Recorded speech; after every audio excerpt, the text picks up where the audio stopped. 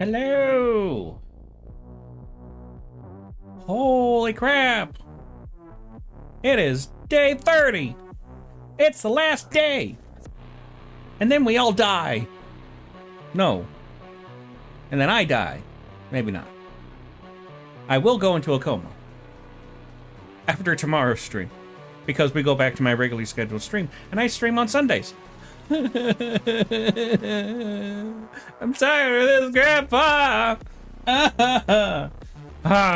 Okay, so, for the last time, this time around, what is Ink a Day of May? Ink a Day of May is where I had 30 people submit characters. And I draw them. And that's pretty much it. And this time around, what we did is we had the characters do stuff with my character, Major Fee. You might see some hints of her in the stream. Yeah.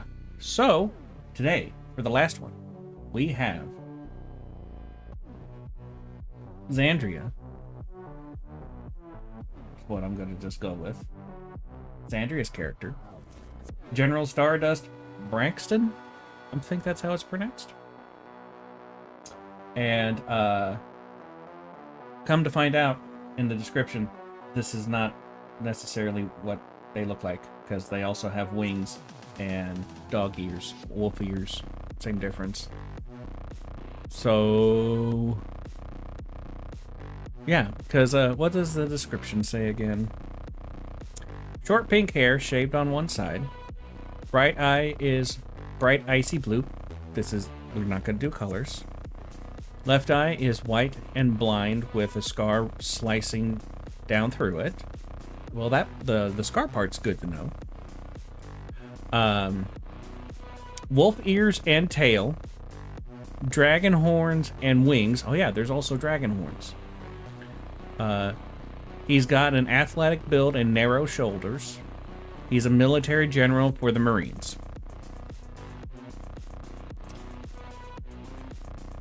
I think I would have just preferred, like what our fourth one did, which was just list off attributes and then maybe have some reference images of what they would like the character to look like, instead of an AI image that actually doesn't even look like the character. So, but we'll work with what we got. It's fine. That's just my preference. But yeah. So, right now, everybody, go and share on all your socials about the stream. Because this is the last one. Because then we all die. I mean, I die. I mean, this is the end of the May thing. So, do it. Do it now. Do it now! Oh yeah, and while you're doing that, I'm gonna get some loser to join me in the voice call, so give me 1 second.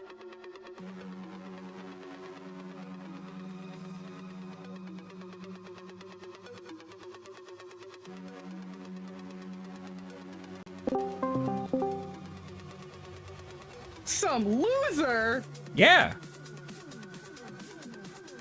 You can't not be a loser and be my friend. Those are the rules. It's in the contract.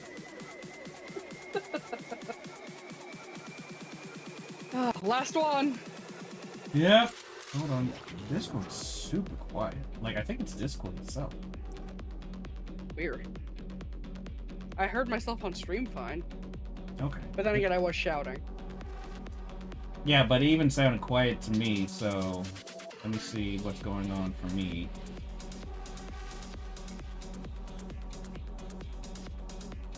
Why did it unmute itself? What the... Let me see what's going on. Cause yeah, like you're like super quiet, but I feel like it's a me problem. It's always a you problem. Yep. I am a problem. The call is coming from inside the house. the problems are coming from inside the house? Basically. Is that what see, I could barely hear you, so I wasn't sure if that's what you said. I said the call, but it's the same thing. Okay. Okay, what the hell? Let me... Hey, you're up all the way. Why are you just so dang quiet for me? Let me up my mic volume a little bit. Is that better? Like, extremely tiny. Extremely tiny? Yeah, kind of like you. Fuck off.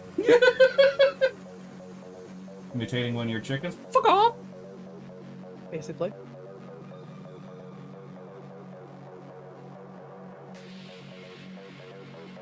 But yeah, I basically speed ran cleaning the kitchen so I could get up here in time.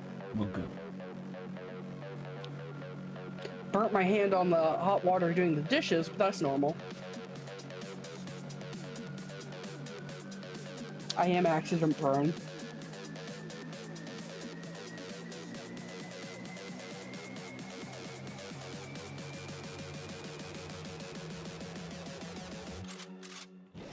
Just because I'm turning up one thing doesn't mean everything has to be turned up as well. What the hell? Okay. Now speak. Speak. Okay. Much better. Good. I can actually hear things. Thank God. Yeah, that was just I weird. need to be heard or I'll go insane. I know. You do know. We know! We know, Chimney Sweet Tom! I'm just saying! I got Carlisle a little bird carrying pack, essentially. Like, it's a backpack that I can put him in. He is so scared of it. I'm gonna have to work with him to get him used to it. He about had a heart attack when I brought it near him. He's the bravest of I have to lure boys. him into it. It's so brave. I'm gonna have to lure him into it with Millet. Positive reinforcement. Yes, I'm talking about you. Also, depending on where he is, he might be able to read what you say. I'm on Twitch. Okay, so he can't read what you're saying. Are these voices hydrated? Are you hydrated, voice? I just drank a whole bunch of water. Well, I guess we'll go with that. Okay, so I have an idea for this drawing. I've already told Mr. Stardust. Krabs, I have an idea. Mr. Krabs, I have an idea. Thanks. Now I can't remember what it was. An idea? You can look at our chat. I know. I remember. I enjoy lying, okay? Use your resources. No, that's hard. You'd rather suffer in silence? No, you wouldn't be silent. No. Have I been silent You this whole suffer time? loudly.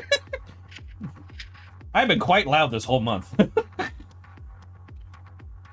But let me grab the link so I can post it in the chats because I'm going to be referencing...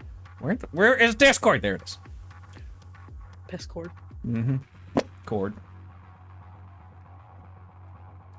Copy.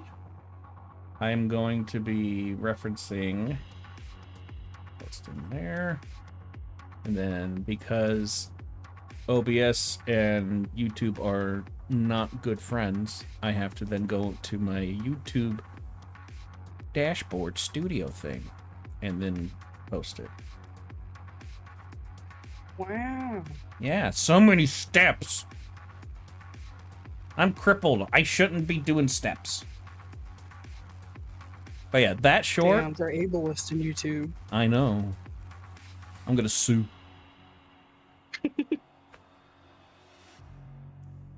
Yeah, I'm gonna be referencing this video. And because I was trying to think, like, how am I gonna have these two interact?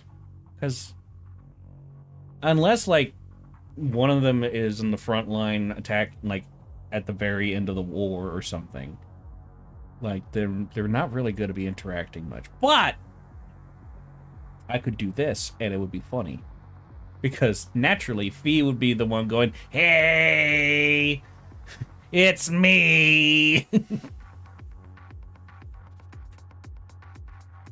So we're gonna zoom in a bit, and we're gonna do a thumbnail because there's gonna be a few things going on here.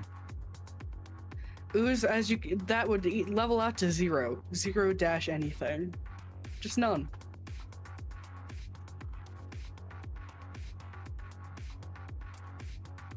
Well, actually, it would be none, because what it would be is that you would take 20% off your current dash damage, and then you would get 20% of what you have left added onto that. So it would still be less than what you started with. So you'd still be in the negatives. Because games work that way, and it's kind of dumb. Games are irrelevant. Yeah, especially ones that you like watch over. Shut up!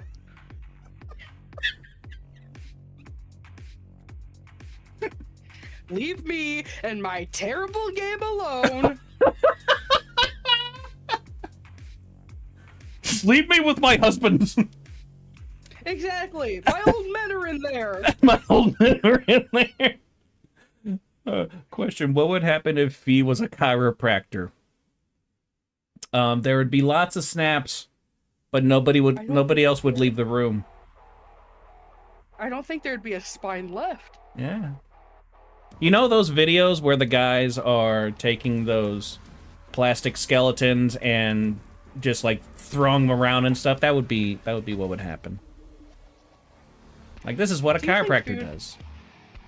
Do you think Fee could remove someone's skeleton? Yes. Good. Then she could use it like a skeleton puppet. Yeah, she would probably be able to do it through their nose. She can probably pull their skull out through their nose. Damn, I didn't know noses widen like a birth canal. Hey, that was one of the most cursed things I've ever said. With enough elbow grease, you can do anything. Oh my god, I need to make a picture of that now with Fee just like her hands covered in blood, pointing at the viewer, going, with enough elbow grease, you can do anything. The new "We Can Do It" poster. Yes. I gotta write that down. That picture I sent you earlier, didn't you say you wanted to do Fee in the... What one? The rainbow. I sent it at 5:43. I have literally no memory of that. Hold on. I sent it right before you said "stops like a toddler." Oh, that one. I don't think I ever said that with that one in particular. I did say that with the one where you sent me of the horse on the roof saying, I will succeed because I'm insane. Yes, but I've also sent you that image, and you said something about it. I can't remember. I couldn't even remember that you sent me that. What makes you think I could remember before that? You are impossible. Yeah? You're just learning this now? How do you think I feel? I'm stuck with this idiot. That's how I feel every day of my life. I know that guy. He sucks. He's me. Obi-Wan Kenobi voice. He's me. I was about to do something else and now I can't remember. Help. Where am I? What happened to my pants? Why am I naked? Why am I naked but I have clothes on? I'm very confused.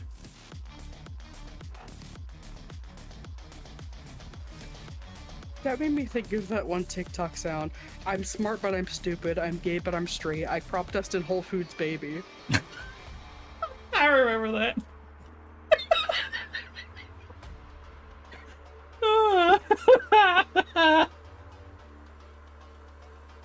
So good.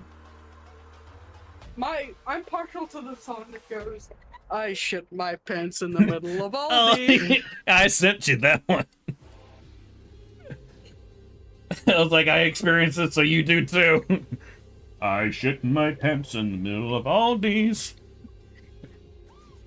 I only went in to get a fucking Garibaldi. A great big log right next to the pasta. I've been banned from Aldi's, now I have to go to Asda.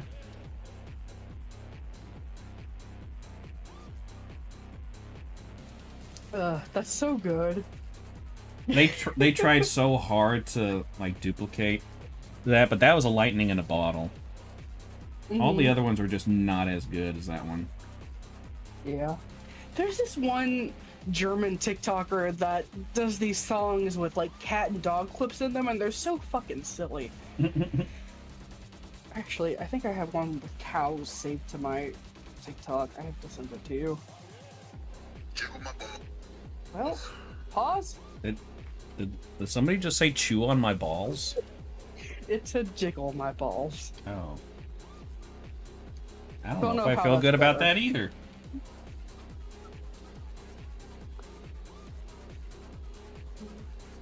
Oh well, it's mostly Leon in here.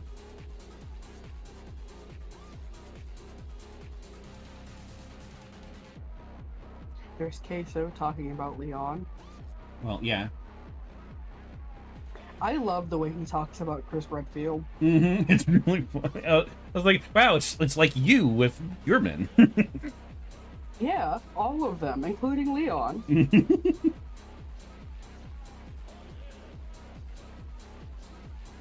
How long ago was this? Hello? Well, there's a really hot man. There's Jinshi.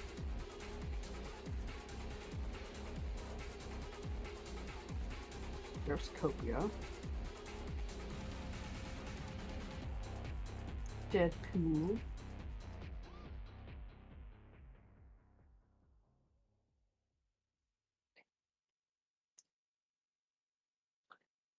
Laszlo. Leon's tits. Where'd it go? I think I'll get an age restriction with this stream. Because I said tits? Just with the type of shit that you keep on talking about, yeah? Well... Homosexuality detected. Hey, Sledge. That's what you get. That's what you get when you let the gays win. Whoa. Yeah, man. Sure. What? I guess. Whatever you say. There it is. Copy, go to missing lines, and I sent it to you on the TikTok. What season of the year do you think tastes the best? Fall? Fall, obviously. Yeah.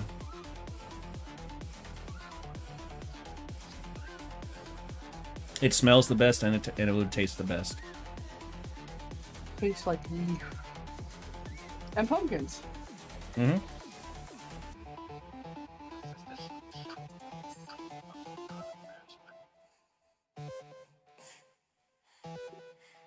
Yes, that is the email of me ordering my blades for my cricket so I can make the stickers for Puma's Rest that are due by June. Oh, my uncle was like, hey, I want to commission you to do a portrait. I'm like, cool, my commissions are like $100. He's like, I can do that. I'm like, fuck yeah. So I think I'm going to be paid $100 next week. Nice.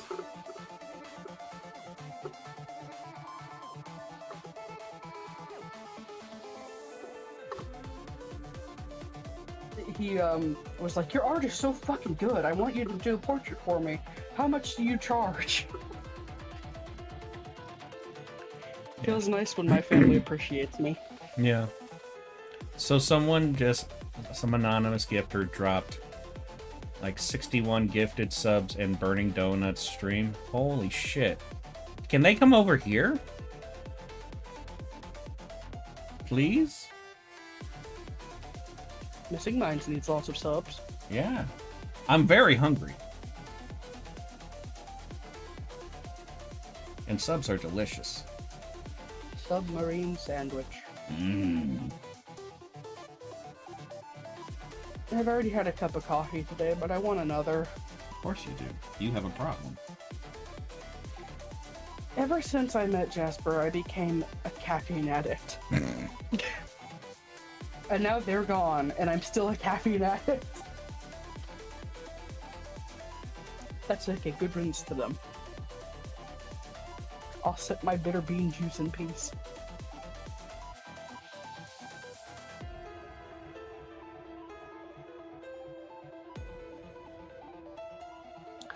I tried a new flavor of Alani, well, new to me. It is rainbow sherbet. It's very tasty. Yeah, my niece really liked that one for a while. Don't throw up. You can't tell me what to do. You're not my ladder. But I am your dad. Where's your dad? I'll kiss you.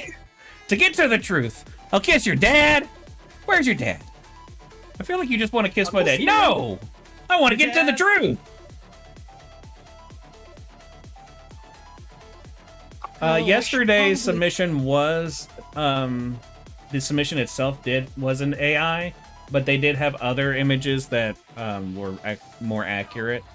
So that's what I went with. But with this one, I haven't even heard back from the person. So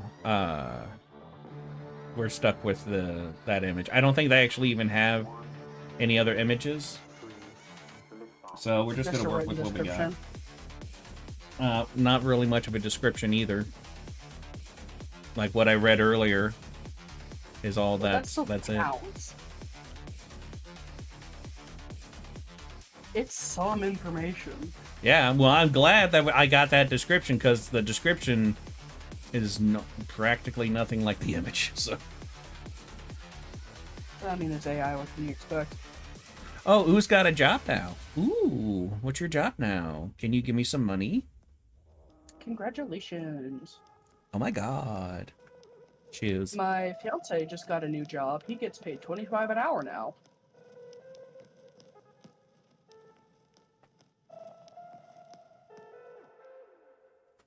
Well, some supporter you are.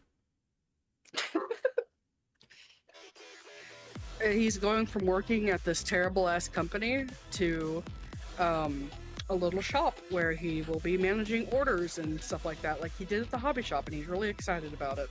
Cool. Because he loves that kind of environment. This man is built for retail. And trains.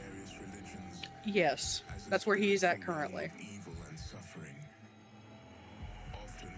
He's supposed to be calling me when he leaves before he goes to Walmart so he can pick up a case of water for me. Because I'm running low, and I only give Carlisle purified water because it's better for him. He is spoiled. What? Why are you looking at me over your damn shoulder, bird? I am not spoiled, bitch. I am abused. He only gets purified water and $40 food. Mm. And millet, which is a treat because it can make him fat. We do already call him a chubby bird. I mean, he is a potato. He is a potato. That picture I sent not too long ago, peak potato. Mm-hmm. That was a really funny one. I was like, oh my god, he is round. Nothing but round. When he poofs all his feathers up, he becomes an orb.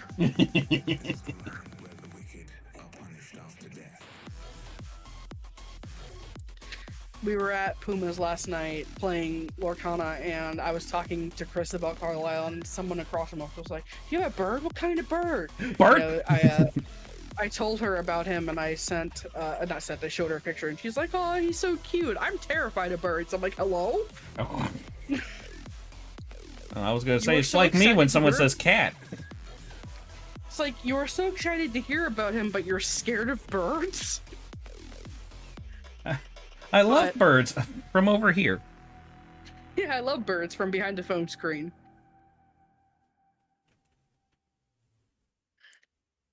My my therapist, she's also afraid of birds. I don't see how. They're the most adorable little menaces.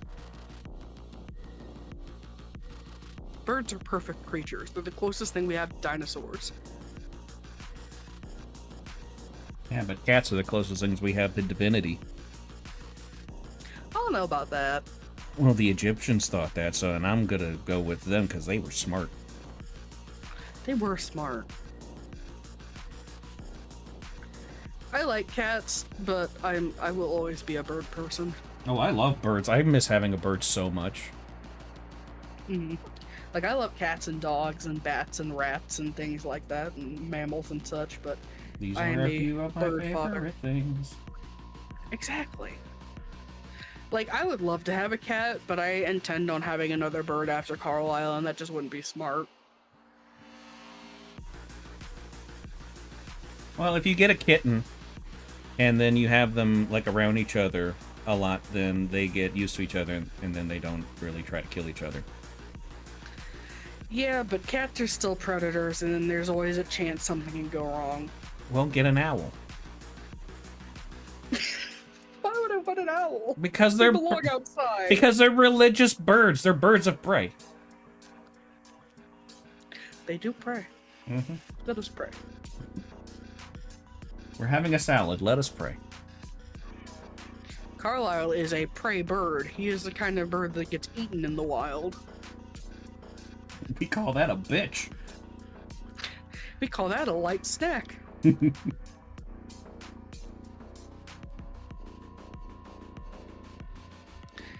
He is 3 ounces of fluff. There ain't no meat on those bones. And sass. He is so much sass. And every time he sees Chris, he gets so angry. That's understandable. Like, when Woody was alive, Carlisle didn't mind Chris so much, but then after Woody died, Carlisle, like, mega bonded to me, and now he hates everyone that isn't me. Kind of sounds like my last bird. Her name was Sunny. I got her in a garage sale. And, she got extremely attached to me to the point where she wouldn't allow anyone in my room. Damn. Had to get rid of her because of that, and I was a little upset about it. But, I mean, I was getting annoyed with it as well, so... Yeah. But still, I love Carlisle... Chris will walk over to his cage and Carlisle will start hissing very dramatically. And he puts his hand on the edge of his cage and Carlisle will lunge for it. Again, makes Which, sense. I mean, I understand. Yeah, I understand because that's like Carlisle's house. That is his dominion. And it's but- Chris. Yeah. Chris is a pester. He also doesn't... He loves to terrorize animals. Not in like a bad way. He wouldn't ever hurt an animal. He just likes to bother them. I'm not touching you. Basically. Whenever we're at the game shop, he likes to terrorize Bagheera by like getting her all riled up and playing with her and everything, and she loves it. She loves the attention, but I'm just like, will you quit terrorizing that cat?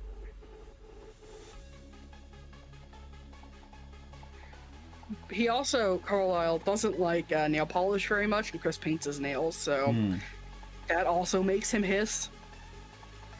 He got used to me wearing nail polish, but anyone else, fuck that. So he's still a little homophobic. He's not homophobic, he is homo. I mean, self-hatred is still a thing. And See- then he loves me, and I'm the biggest homo there is. Yeah, circumstances. The one gay friend everyone tolerates. We have to have him around so we don't get canceled. Our token gay man. Yeah, he's our DEI in the friend group. I'm gay and trans. I'm a double whammy. Yeah, that means we only need. That means we need fewer people in the friend group. Exactly. That's why there's only 3 of us.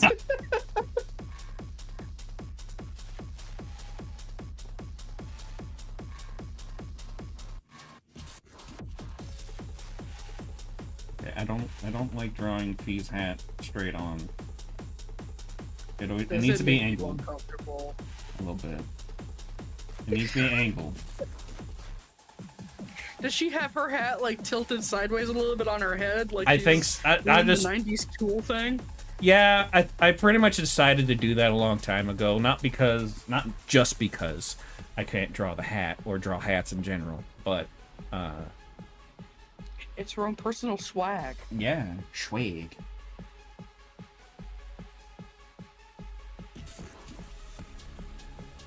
She's very unorthodox. Surprising. In many ways.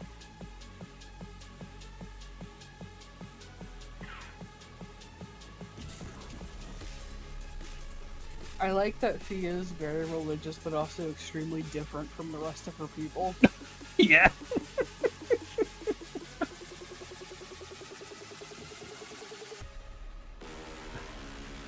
Implies the token homosexual. Implies the existence of the token heterosexual. Yeah. California. They have lots of those. I have family in California. That's where Green Day is, and they're bisexuals. I'll be right back, Chris is calling me. Alright.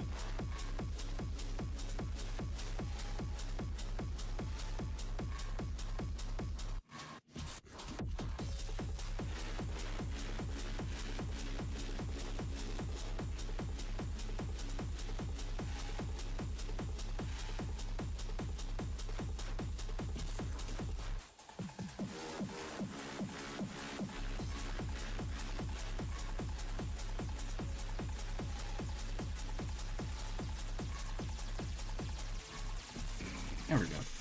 Now I can't see a damn thing. Perfect! Okay, let's do this.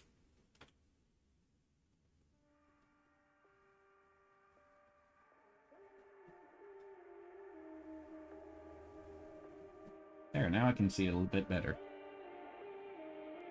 My condolences. Yeah, it's usually rough when there's when you have family in California. California's so straight it became gay. Right. That's how that happened.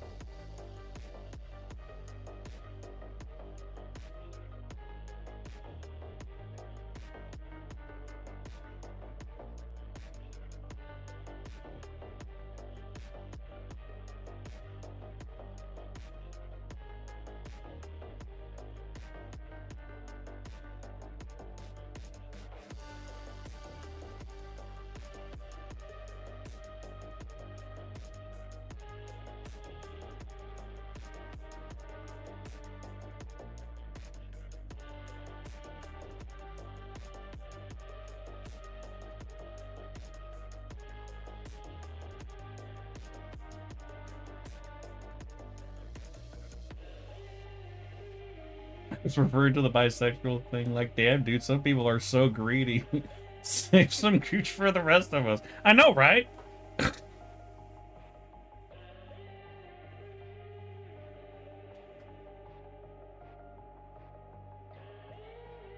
Yeah, Justin. Stop hogging everything. Stop hogging all the fetishes.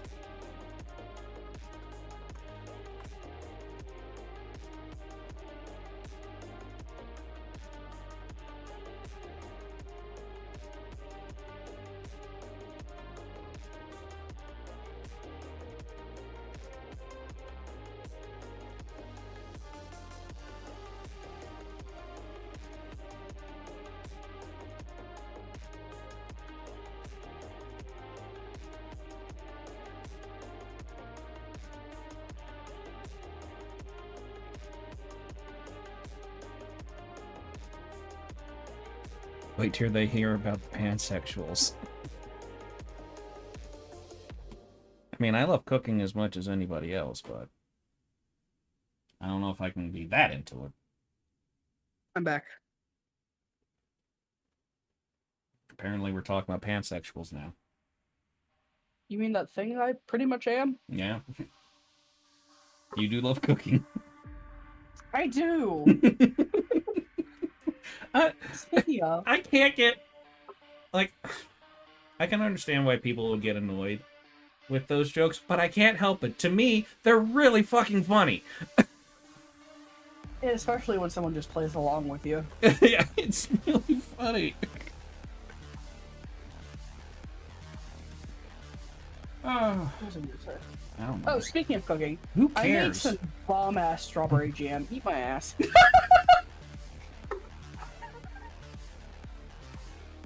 made strawberry jam? Yes, I did. Ooh. I put some cardamom in it, Mm-hmm. which is like a spice that's typically used in chai tea. It'll add a little bit of a floral flavor to it. Oh. It's very tasty. I gave a jar to my friend Vic, and the other one is in my freezer. I put some on some wheat toast, and oh my god, it was some of the best jam I've ever had in my life. Ooh. And it's really easy to make, too. Basically, as long as you have a thermometer, it's no problem.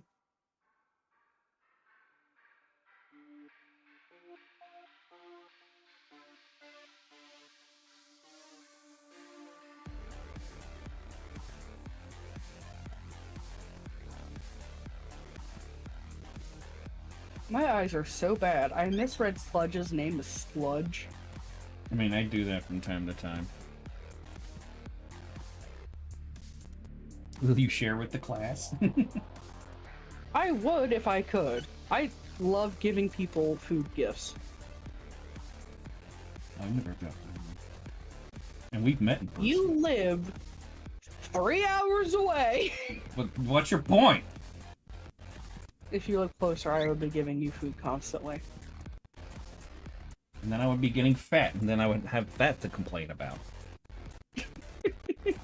Your food's good, but you made me fat. You were fat when we met! Shut up! Now I'm gonna starve.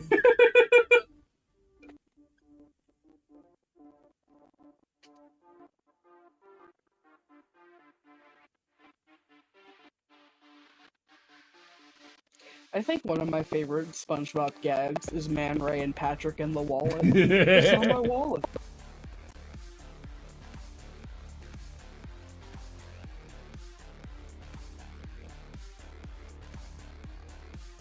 Is mayonnaise an instrument? No, Patrick, mayonnaise is not an instrument. Horseradish is not an instrument either.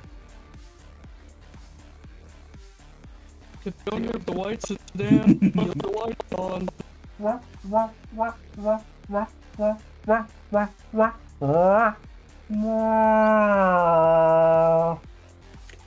Why did you do that so well? Because I don't have many friends. What does that have to do with an impression? It means I have plenty of time to do an impression because I gotta entertain myself.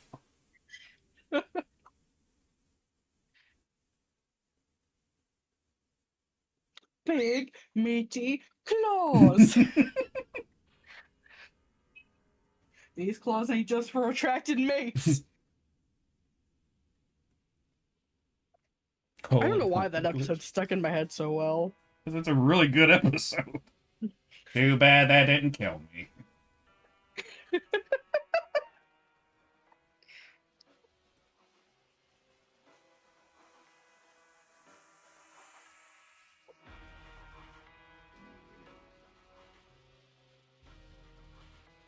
I'm guessing when I did the horn thing, there was a really bad audio glitch. I don't know, because I heard it perfectly.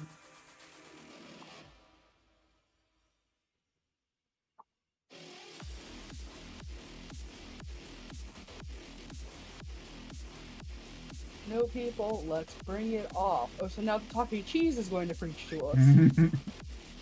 That was such a weird delivery. I don't know what that was supposed to be a reference to.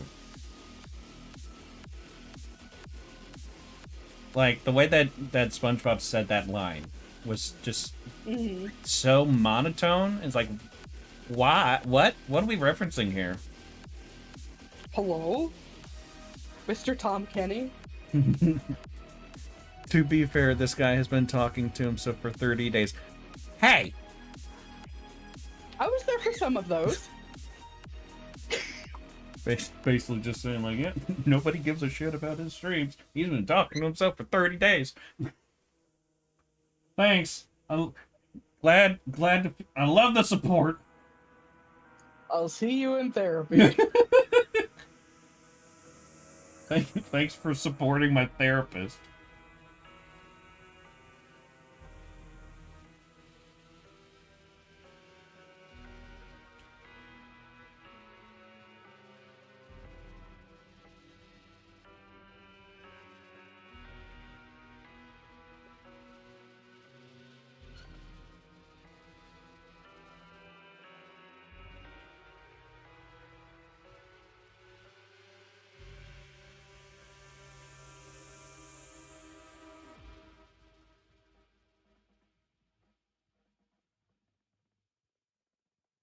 Carlisle, have you realized that the bird pack isn't going to hurt you?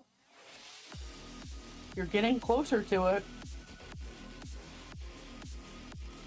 Suddenly screams and runs away. He would.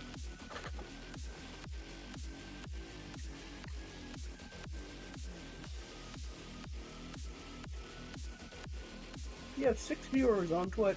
Oh my! I'm freezing up. Performance anxiety.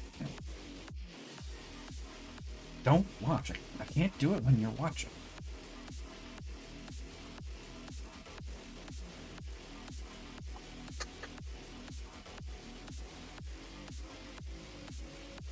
I just thought of the Game Grips bit where they're like, I'm gonna complete.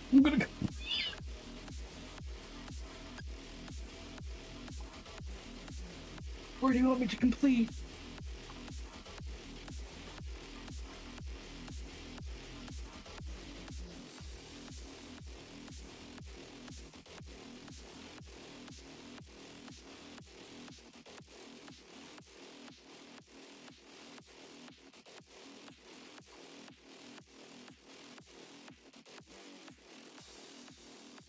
Speaking of lobotomy, what was with those eyes?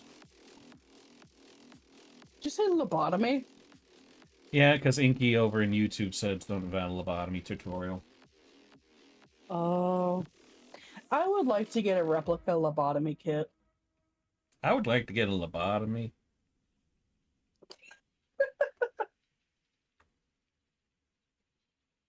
I just think it would make me feel better. The kit, right? Sure. The kit, right? Yeah. That Star Wars meme. The kit, right? The kit, right?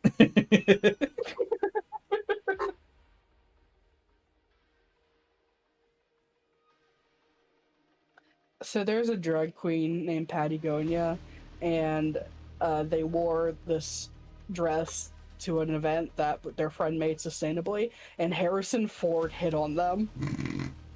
I mean, I'm not that surprised. Harrison's always been a big like LGBT and drag queen supporter, and just he was looking at Patagonia with the most love in his eyes. I'm like, Harrison, you're the best. He was like in wonder. Yeah, but I can also see Harrison just hitting on anything. He's a massive flirt. He is a flirt, and I love that. He's old enough to be my grandpa, but I'd still take him to bed. I'd fuck that grandpa.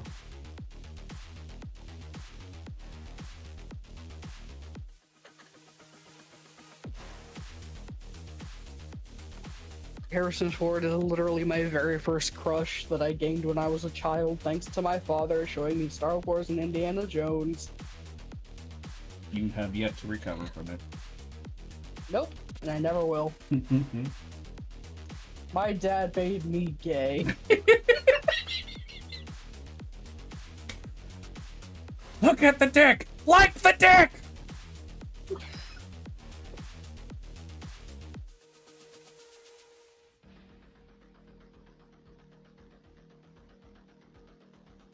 "27 days until my Wolverine tattoo." Ooh. I know, I'm so excited. Gonna get another old man tattooed to me. He's like, wait, I thought you meant hitting them with a car. It's like, what? Inky, go drink some water.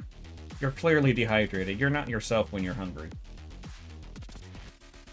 No, Harrison was being a big flirt to a drag queen.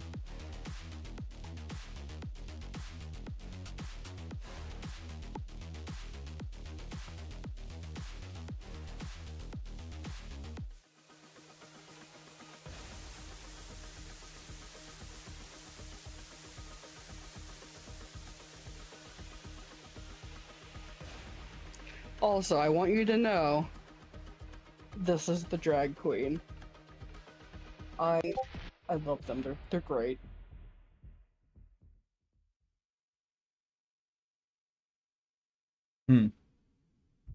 They're a big environmentalist, and they hiked 100 miles in full drag to spread awareness about shit.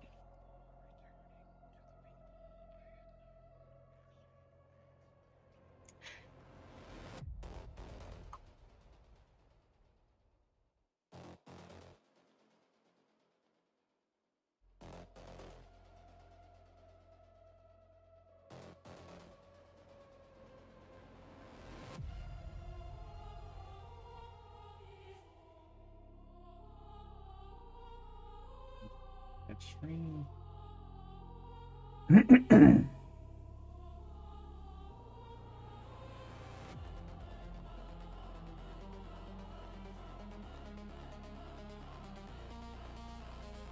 flopping my way back. I think two of my favorite random Harrison Ford fun facts is that one, he does cross stitching, which is very cute. And the second is that he sings to his basil plants. That does not surprise me as much as the cross stitching. There's an interview where he was talking about how scientists keep naming these scary animals after him, where he is just the softest man. He's like, I sing to my basil plants so they don't get scared at night. And I'm just like, I love you.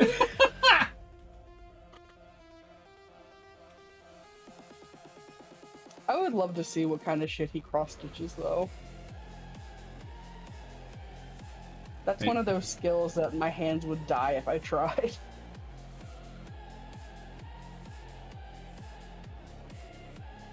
The blueberry ice cream was worth it. Ooh. Ooh, that sounds tasty. Sledge like that. I mean, he's also old, so Yeah, I saw that, and that doesn't change anything. yeah. I feel like Harrison has not changed a single bit since like the 70s. No.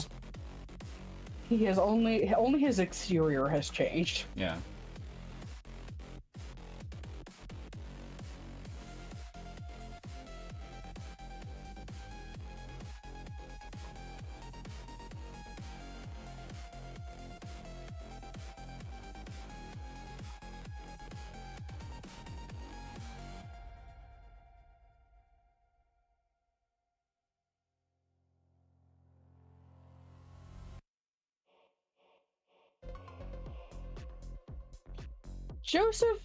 Old Joseph's hot, but honestly, I'm a Jotaro stan. Mm-hmm. We know. I have not spent hundreds of dollars on Jotaro merch. What are you talking about?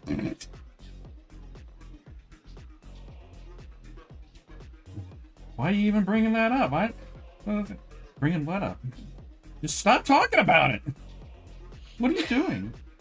What are we talking about? I am not currently wearing a Jotaro shirt, actually. down. I was like, oh yeah, I forgot I put on this shirt today.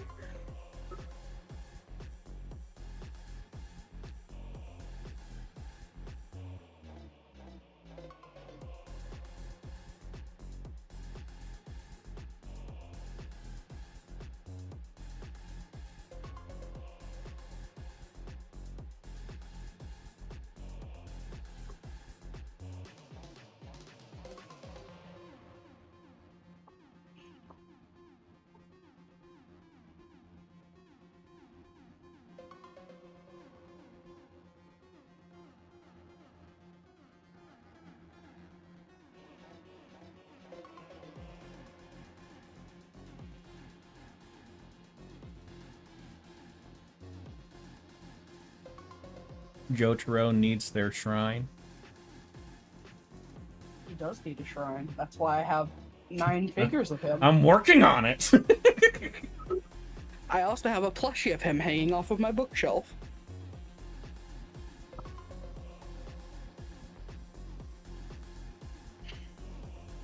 Though I will say my most expensive figure is my $400 Wolverine with the squishy pecs.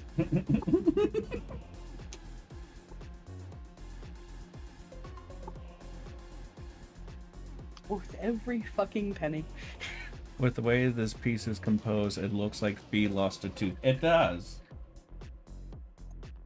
It also reminds me of the SpongeBob episode where Plankton is like, "This is my lab. Yeah. This is my laboratory. And this is my laboratory." Speaking of labs, I saw a giant fuck-ass chocolate lab earlier whose name was Truck. I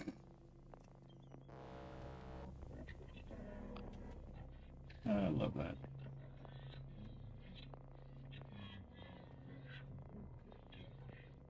That also reminded me that there was a cat I saw on Twitter a long time ago, not Twitter, Tumblr a long time ago, whose name was Princess Monster Truck.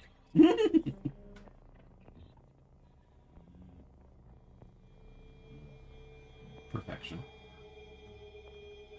I have 33,000 channel points for you. Oh dear God. My God. But for the streamer I watch the most, I have over 224,000. Oh, there went my self-esteem. That's just because they stream all the time. And what have I been doing for the past month? The past month? Shut the fuck up! No one asked you! You know what? You're gay! Yes, I know. I just want to make sure You're you just finding remembered. that out? No, I just want to make sure you remembered. I know how your memory is. Fair, I do have the memory of a goldfish. That's why we're friends. You can keep telling me the same jokes and I'll still laugh. Yeah, I don't remember them either.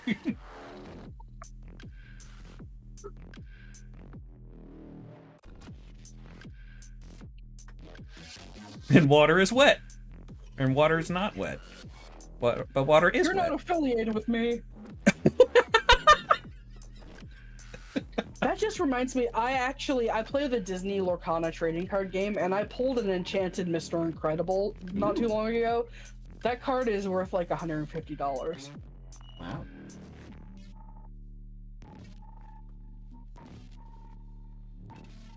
But my friend Tristan pulled an iconic Merida, and that card's worth $800. Oh, wow.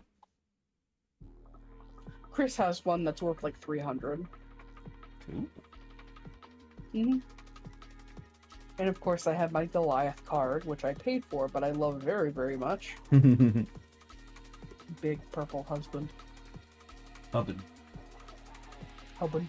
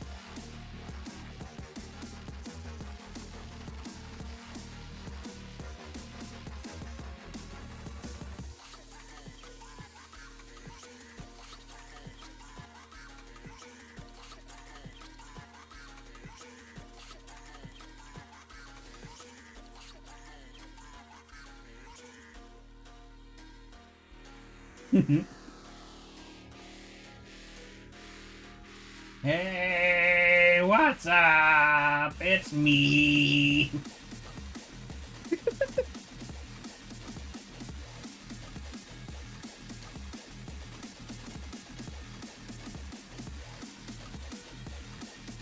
I feel like the story behind this one is that they've been at war for several years, and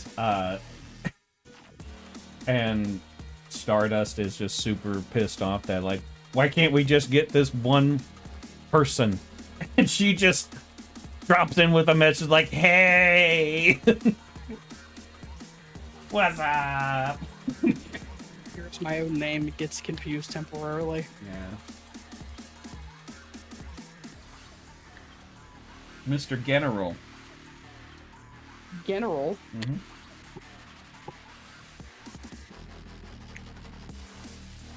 There's only room for one Stardust here, and that's me. This stream ain't big enough for the two of us. It's your boy, It's- Skinny Penis. Skinny penis.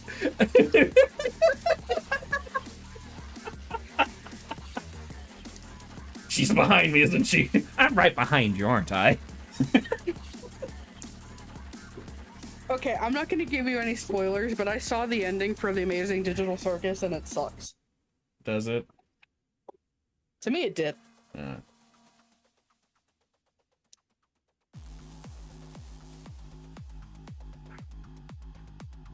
Yeah, I don't even know when I'll be able to actually see it.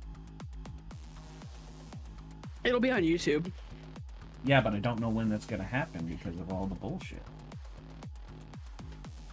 Well, I saw it because Celeste found someone who posted a leak of the whole movie on TikTok, and we sat and watched it together. Hmm.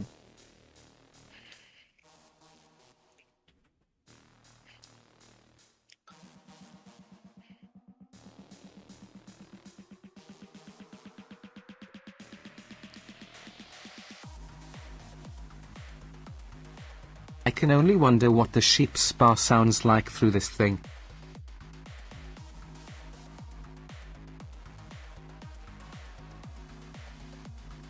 Well, kind of sounds like that.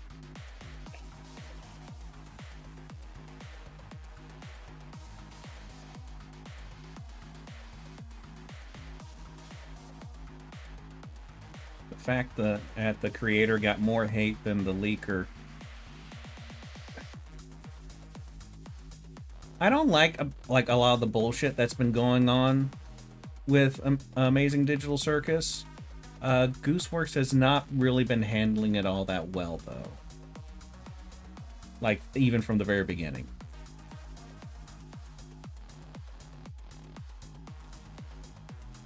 And also, I don't think Gooseworks knows what an antagonist and a protagonist is.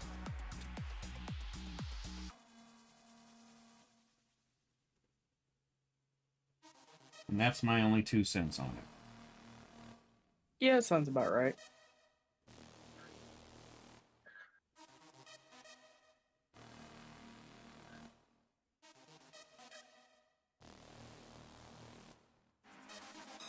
Yeah, from the leak I saw, the finale is mostly about Jax. Which is Gooseworks self-insert.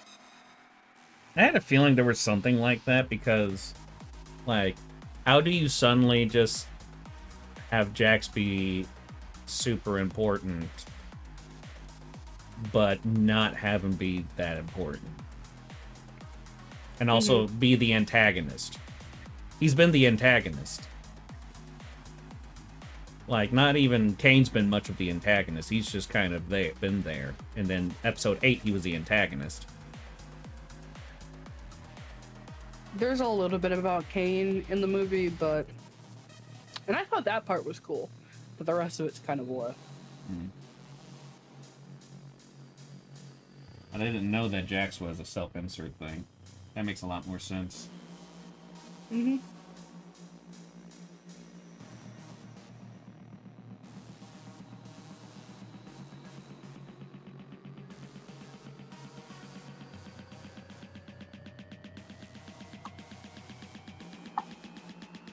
I hear Christopher. Hello. I'm going to mute.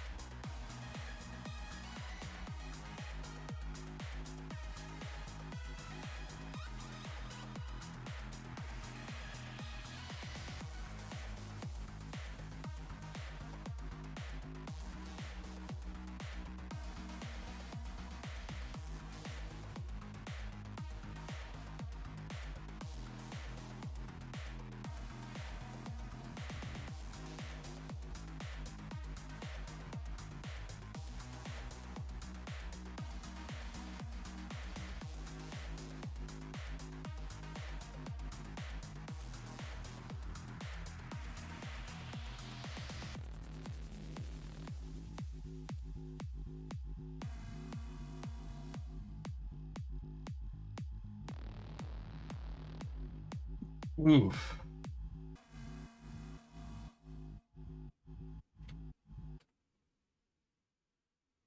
Yeah, the whole like protagonist thing is pretty much the only thing that's really bothered me about the show. That and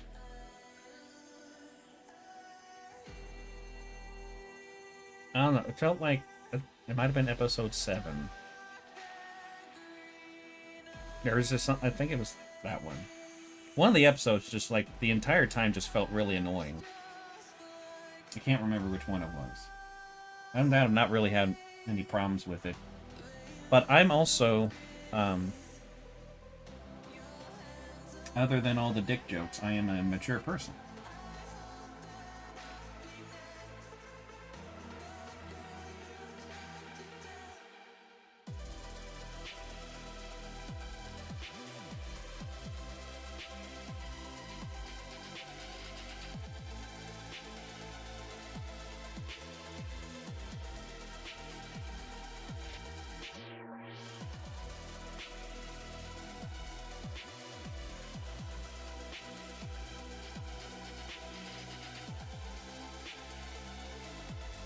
Wolf ears.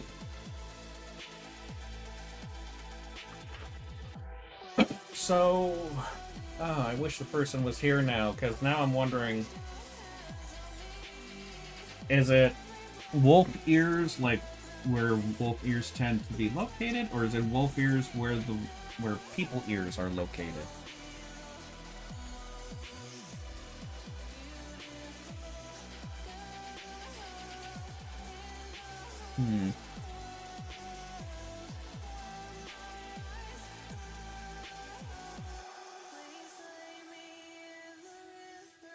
Why not both? Because that would be 4 ears.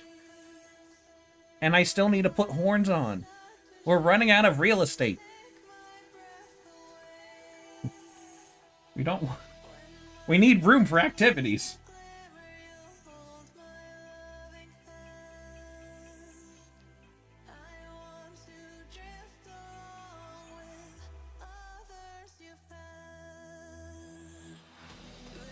You know what? I'm gonna put the horns where the ears would be, and I'm gonna put the ears where the wolf ears will be. That way I can do this.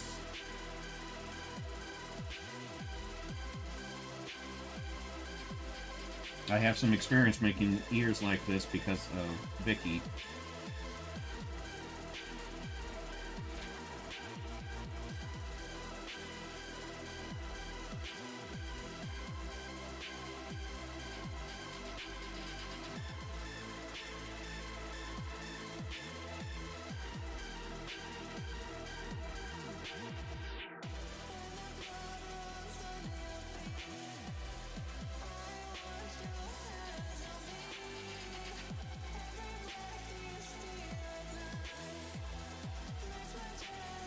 Oh, that looks dorky.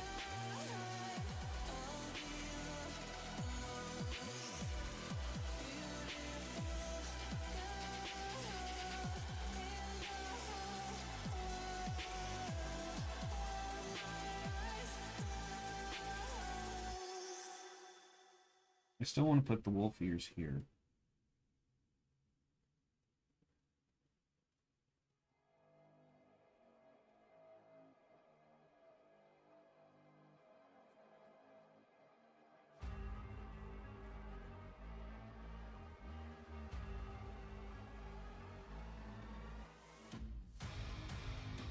Oh yeah, have I told you about my accidental fanfic of a teacher?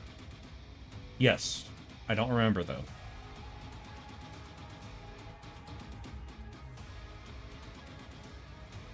Like, I don't remember what happened in the fanfic. I just remember you telling me about that.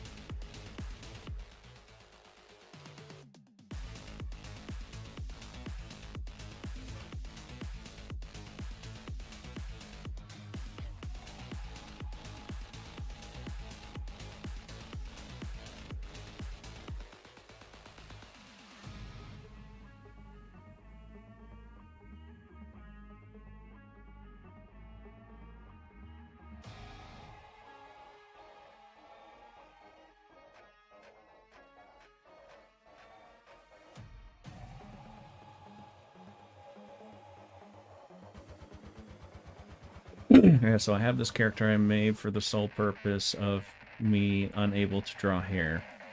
And I named them Steve. Steve! And I know that my friend has a teacher that coincidentally is bald too. Regardless of the finale and the response, I do worry Goose has just lost all motivation to create stuff again. The "it is what it is" Twitter posting from her by the end is like watching someone go through chemo emotionally.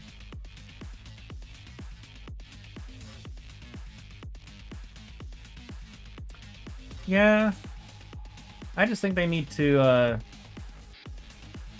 just take a step back and just learn from the experience and then come back after a bit of a break. Later I wrote some lore about Steve, and I had this whole world going on. End of the year I heard that the bald teacher is named Steve.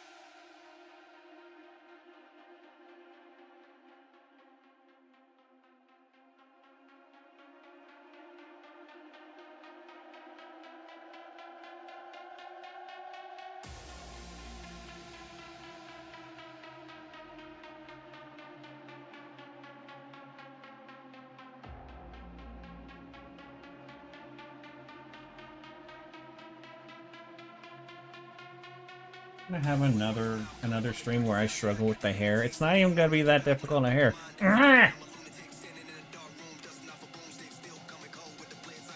Kill me now.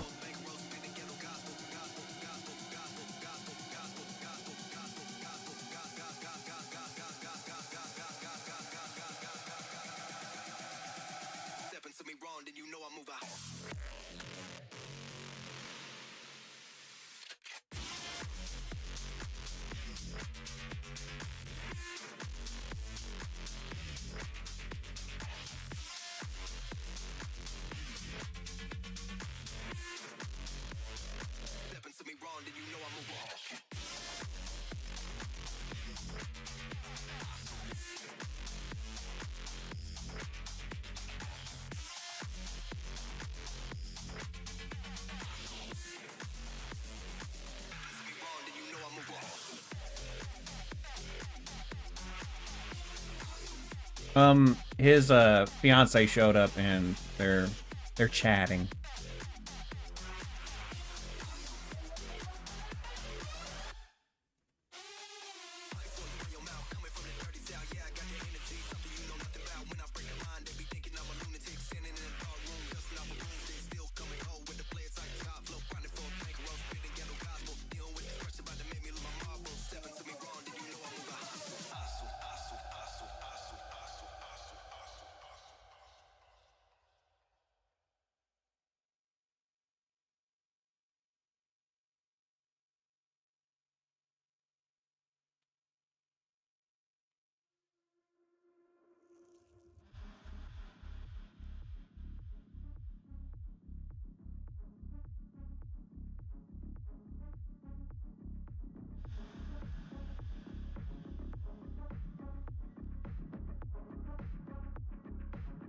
I read the 2-part story of Fee today, and I still haven't finished the second part.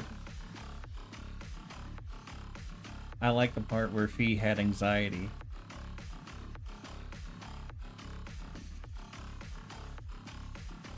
Very fun, also the part where I kept going, oh, what the fuck is that word? I'm gonna go search it up later. Wait, I can't. There is a dictionary translation at the end of the novella. So if you just like scroll to the end of the novella, there's a thing that has a translate with all the words that were used that are Necru language. I was too lazy. Well, I can't help you then.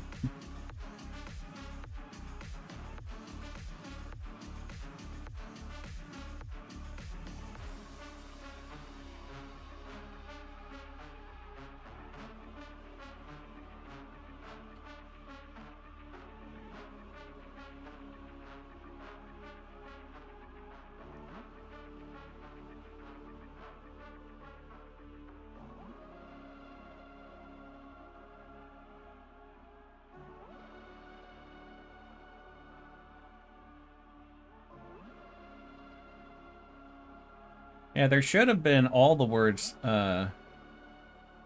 should be in that dictionary. And I also tried to write them so that there's some context clues around it of what the word means.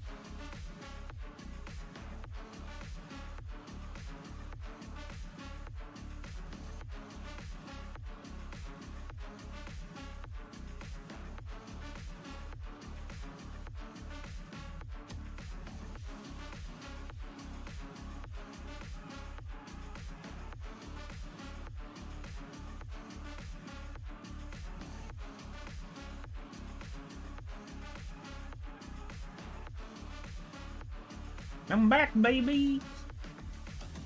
Welcome back. Inky, have you gotten to the part where Fee interacts with a character named Jarrell?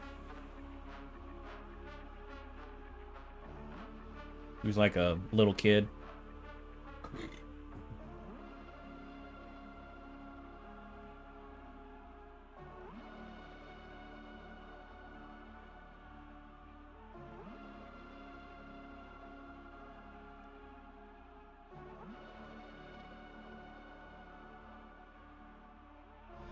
Yeah, I love him so much. Don't kill that bundle of joy. Don't worry. I've got some plans with him, so he's not gonna die. At least not until he like naturally dies.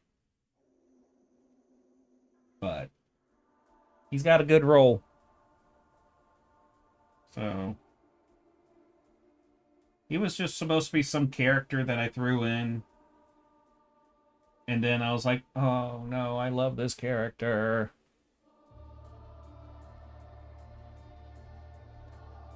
Stardust's fiance showed up and they're talking.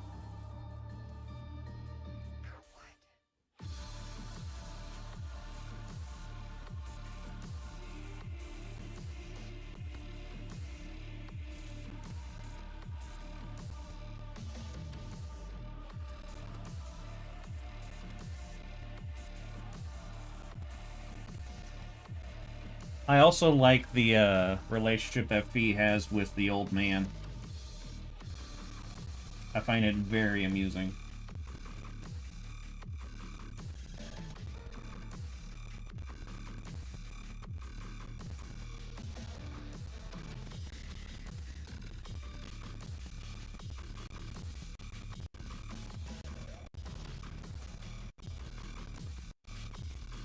Song that's playing right now is a song that I listen to on loop whenever I'm writing.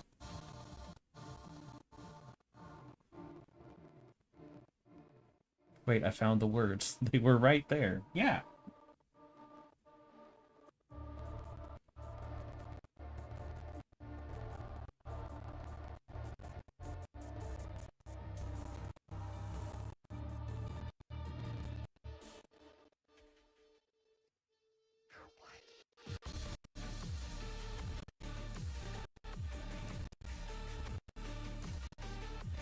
Do you have a playlist made just for Fee?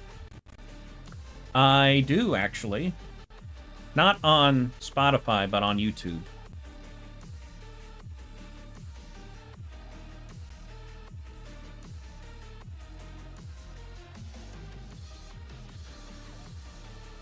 Oh, okay.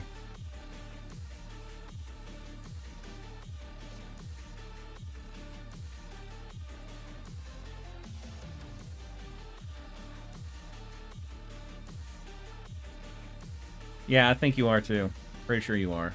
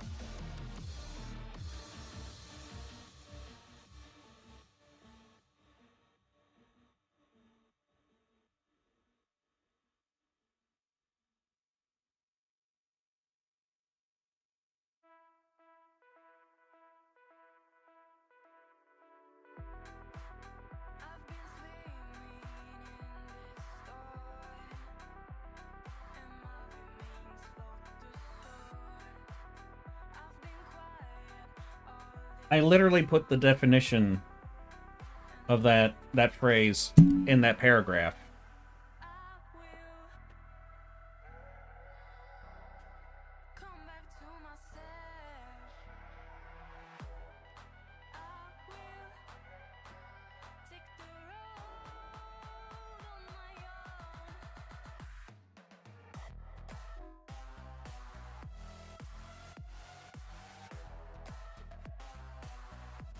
Are you, Mommy, are you speaking like a Rastafarian or something?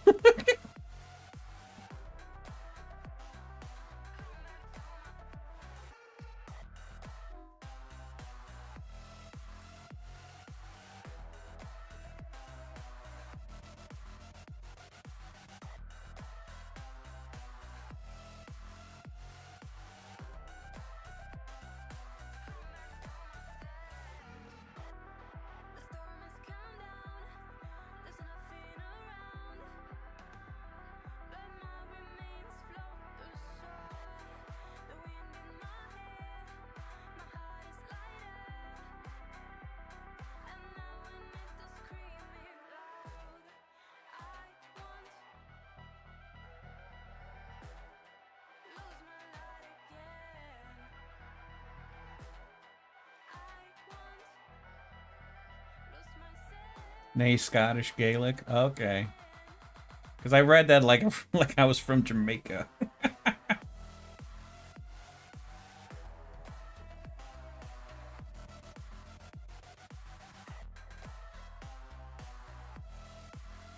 I know, but I'm curious why the last two words look so familiar, because they sound like something from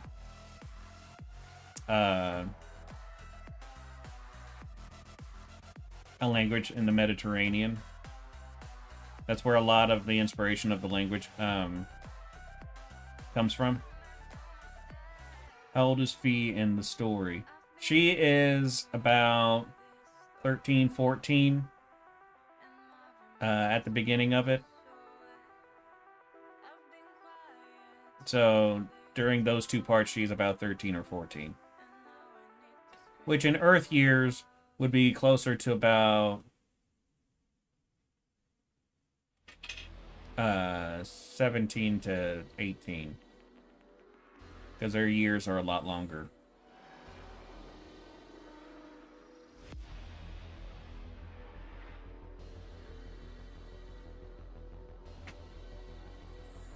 But yeah, Fee acts really mature for her age anyway.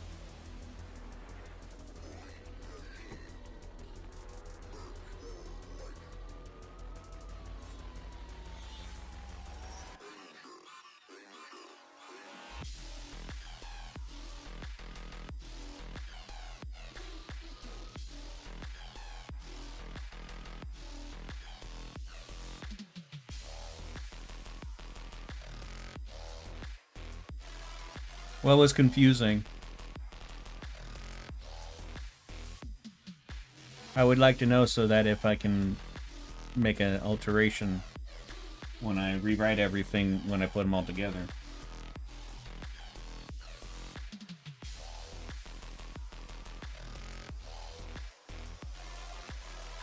No, you can't say that when you're like, wait, so, okay.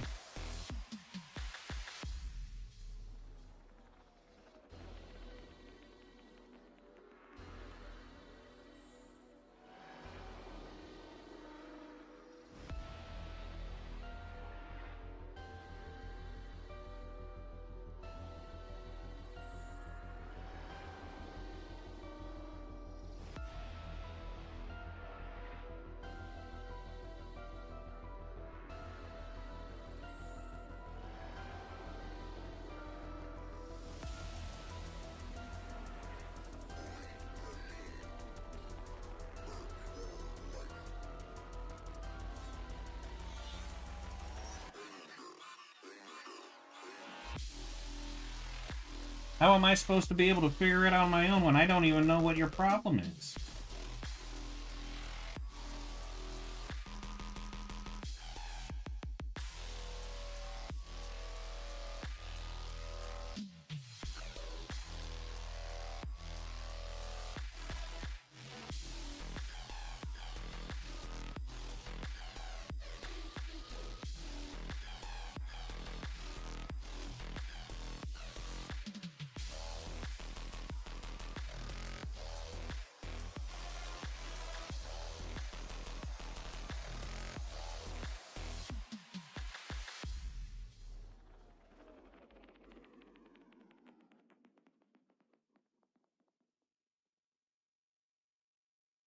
I mean, this is going to be my first book I ever published, so I'd like to make sure that people understand what's going on.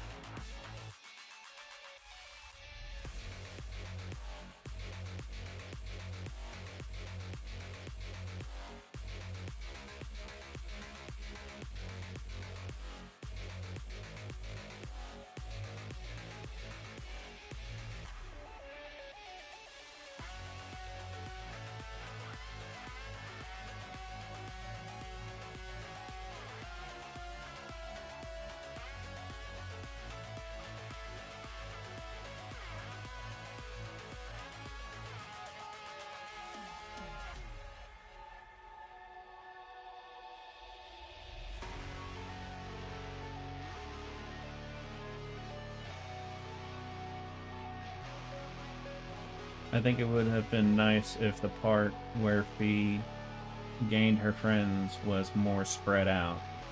Like, instead of in a kind of a montage type thing.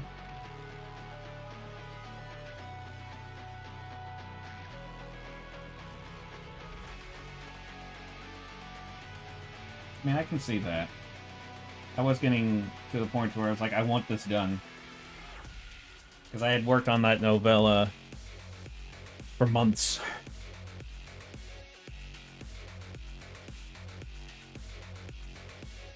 Or I had it as a work in progress for months. And then I kind of just sat down and just really just kind of knuckled through it to get it as done as soon as possible. While keeping to my typical editing restrictions. Because the way I like to do my editing is I write the first draft and then I rewrite it and then I rewrite it again and then I rewrite it again and then I decide if I'm going to rewrite it one more time, and then after that, that's as many rewrites as I get, and then I have to publish it. Otherwise, I'll be rewriting it forever. Because I kind of did that with my first book with Vicky and all of them, and the fantasy D&D thing. And then I ran into that one problem, and then like everything kind of fell apart. Can you explain this again, cause I am writing for an indie show?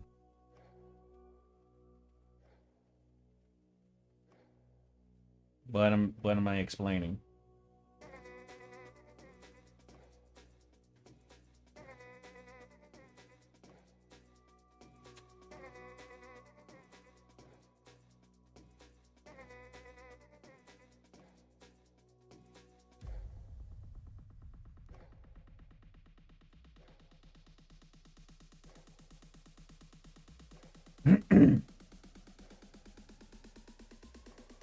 So in order to avoid doing a bunch of rewrites and rewriting a story to death, I write the first draft and then I give myself a total of 4 rewrites after that. Before it's like, okay, this is as much as I'm going to get done with it. and then post, basically.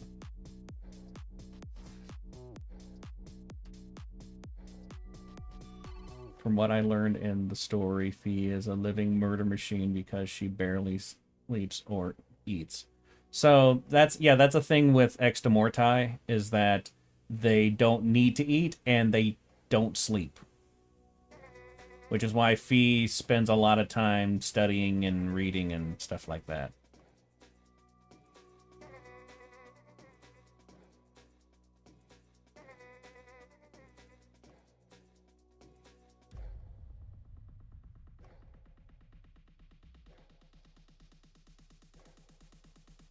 And Ooze, could you not call out people who are maybe lurking or something?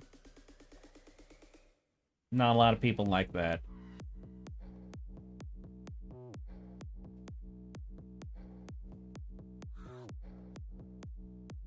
For too much. How many times were you rewriting before?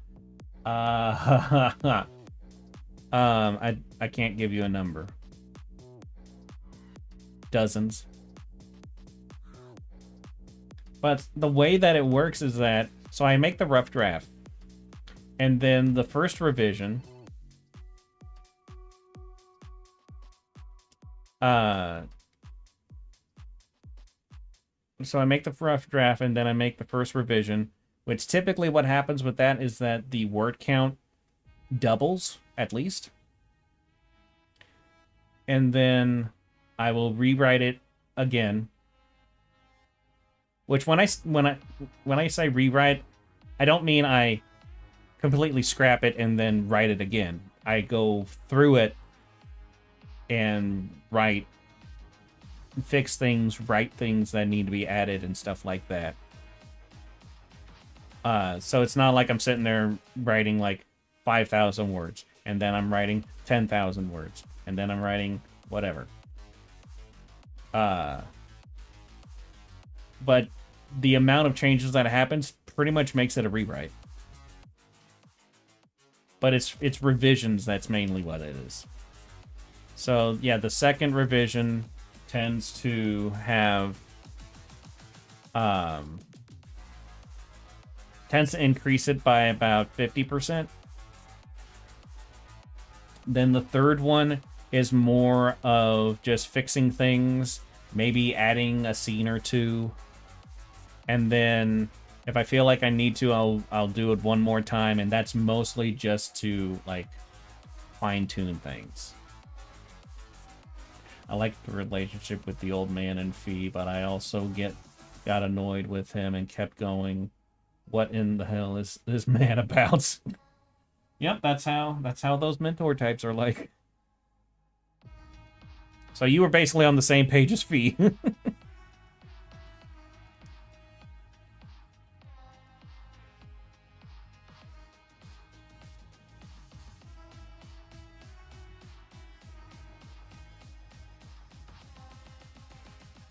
No, I love interacting with people. That's the main reason why I started streaming, was to interact with people while I work.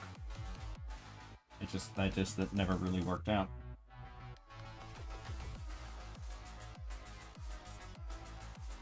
So if people want to talk, I am more than happy to talk with people in the streams. If they don't want to, I'm not going to force them. And it's just kind of a stream etiquette to not call people out who are lurking.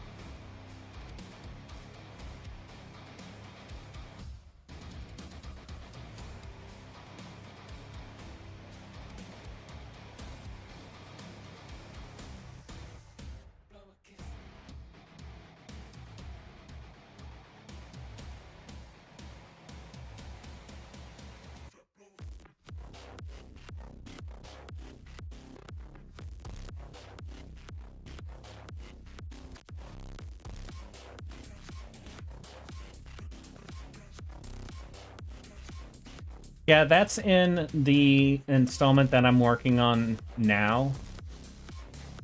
Because Fee does not get the mask until she becomes a Cormatai, which is someone who's a commander of a legion.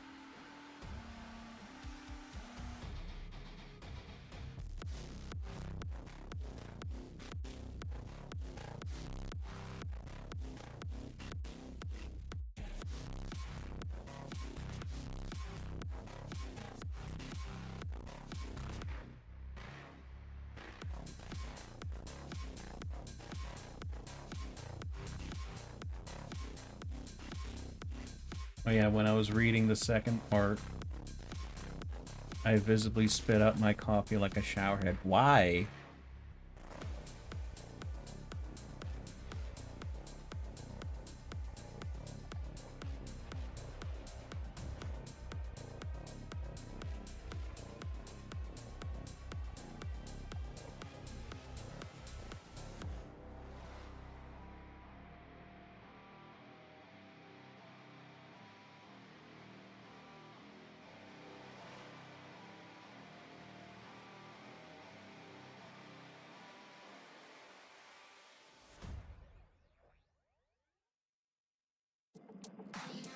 There was a small mess. I got sad about my coffee, and I probably shouldn't be drinking and reading in the car.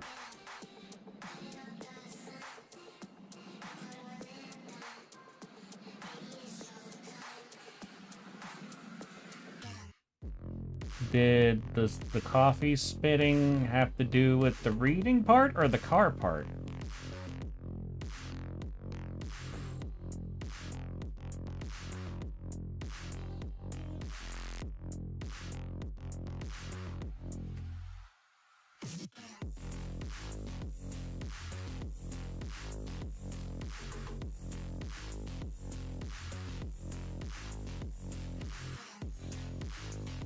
I actually don't know. Cool, okay.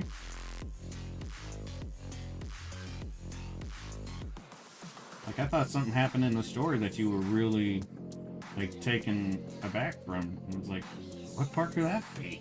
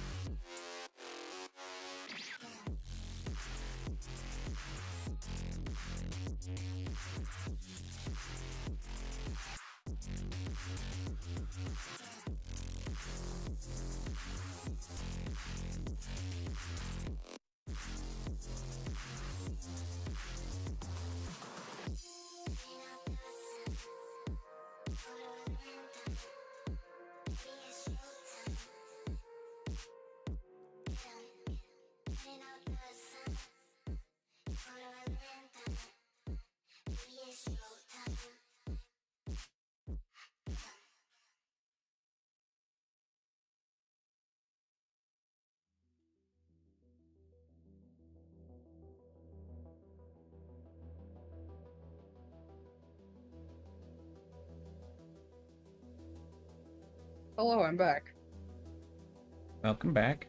Say something weird. Don't say something weird. I said something weird. Okay, go ahead. He's leaving shortly. Okay. Good. He said good. He flipped off the screen. I'm saying he was number one. Saying you are number one. I am. 0. Obviously, I am. 5 minutes ago. Oh, don't forget to get my heroic deck. Yeah, for sure. Potato head. Oh. Bird deck. Hey deck. Not a hey deck. It doesn't have a single hey in it, I don't believe. Hey. Hey is the chicken from Moana. Then you have a new deck. Oh yes, your doo-doo deck. Well, but yeah, I mean, that was a pretty wicked deck for what I saw.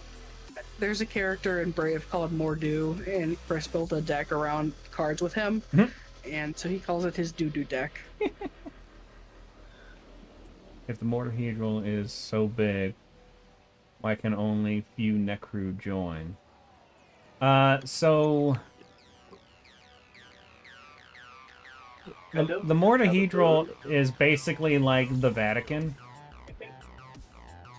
So it's the place where like the most spiritually aligned go to. And it's been there since the beginning of the Empire. So kind of like how cathedrals are so massive, but there's not a whole lot of people that are part of the clergy and stuff like that within them, even though they're massive structures. Clergy like ghosts? What? I said the clergy like ghosts? Yeah.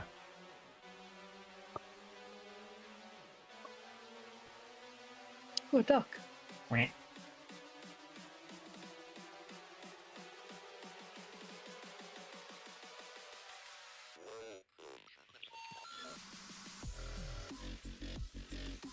I feel like this guy's pose is perfect for what's going on.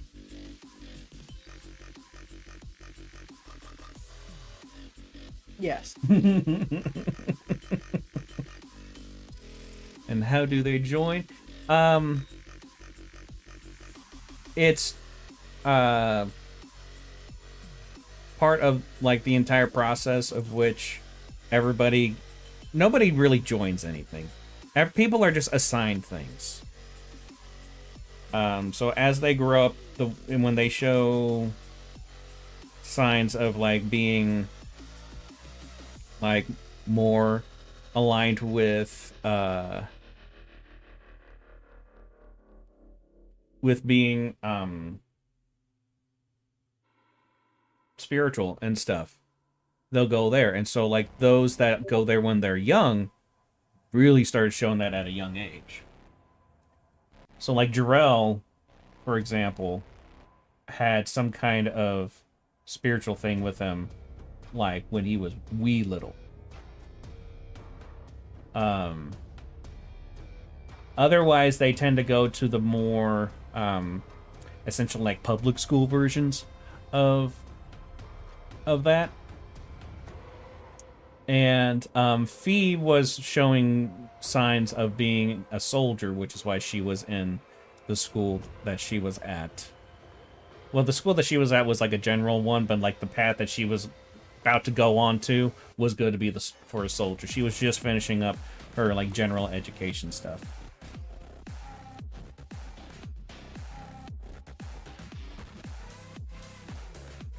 What is the recycling anyway?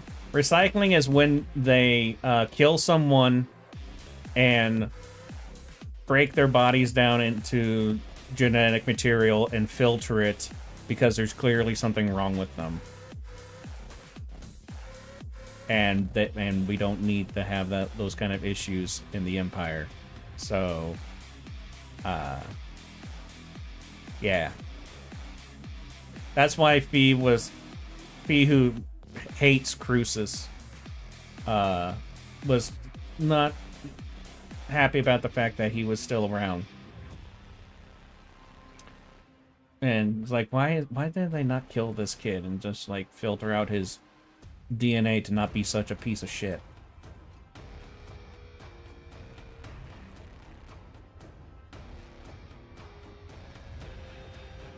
I love you, but you're kind of a dumbass.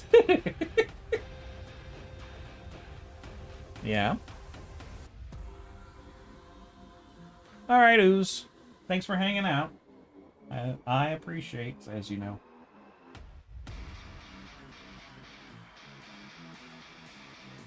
Okay, I think we're ready to go ahead and ink.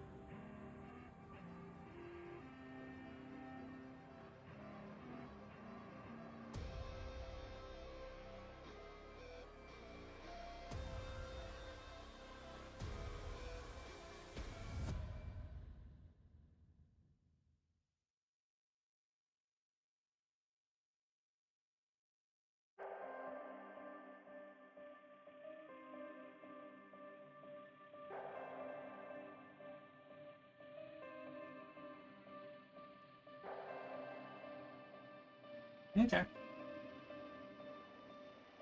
Yeah, let me know if there's anything that's confusing in it so that I can maybe tweak it when I rewrite everything.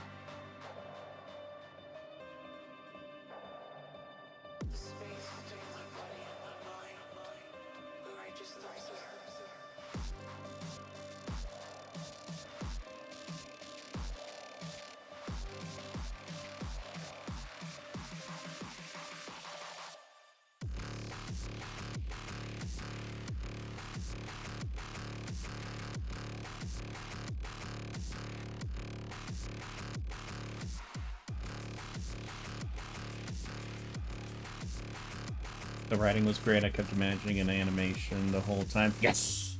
That is the goal of my writing style, is to make it seem as much like a movie in your head, or try to put the movie in your head as much as possible. Succeed. Try spell. No. Clearly. Trying to write the word sparkle and my brain's like, hey, don't. Sparkle.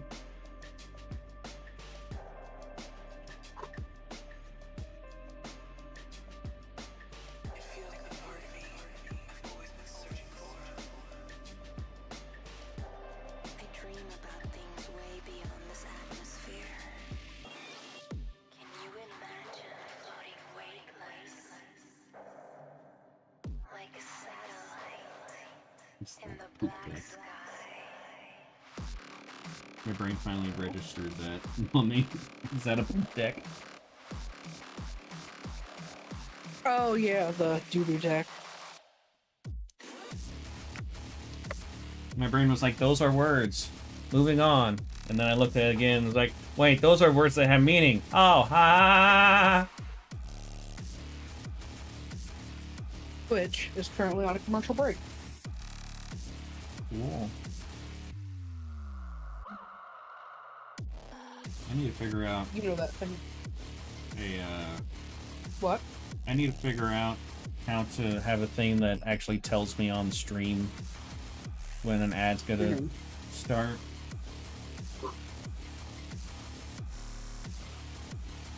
I am currently sleeving cards. Well, unsleeving to re-sleeve.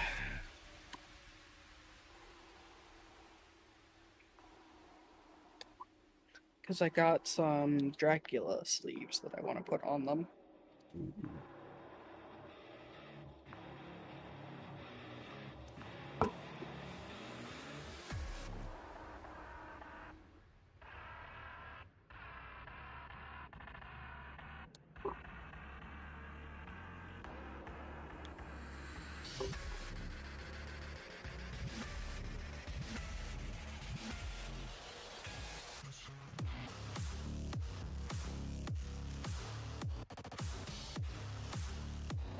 to do this for 100 cards. Kill me.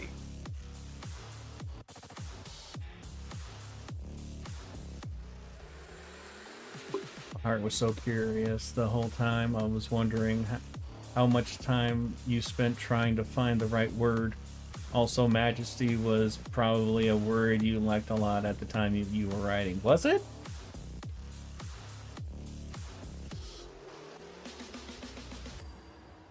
I always try to... How often did you use that word? I don't know.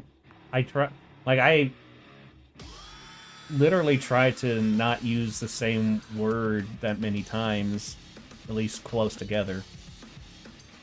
But I don't know. Unless it was dialogue. But I honestly don't know. I've slept since then.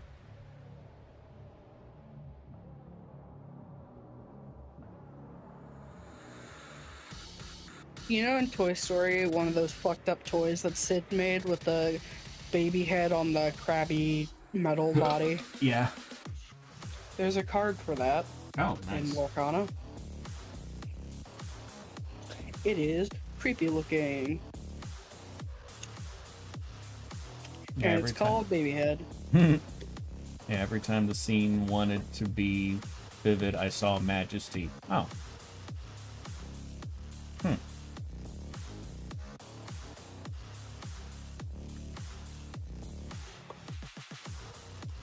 I will need to take a look at that.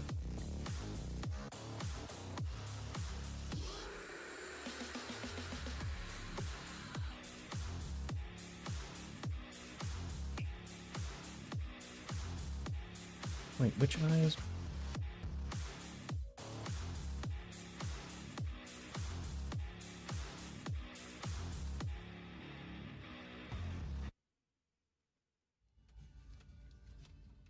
Yep.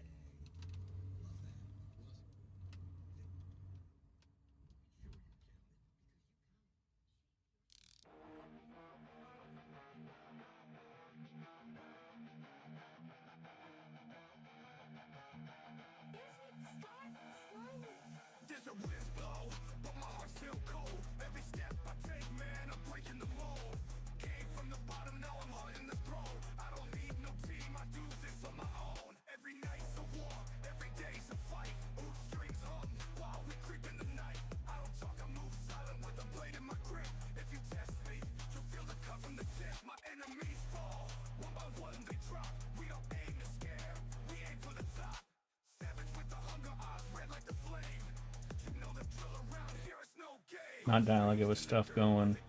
Be admired the majesty of blah blah blah. Oh, yeah. I think that was probably the best word I could think of to describe the, like, how, like, awe-inspiring her Great. scenery was.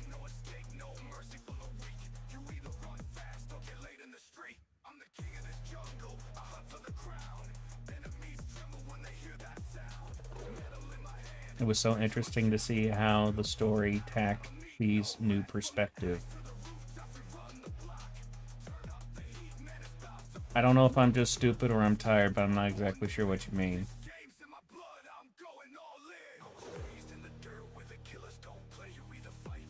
Maybe both.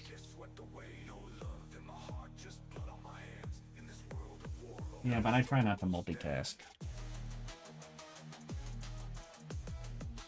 It's good for your brain. No.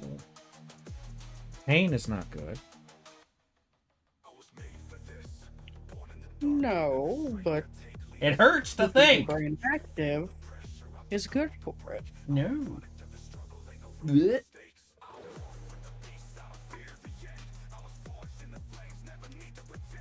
I didn't know everything was so majestic.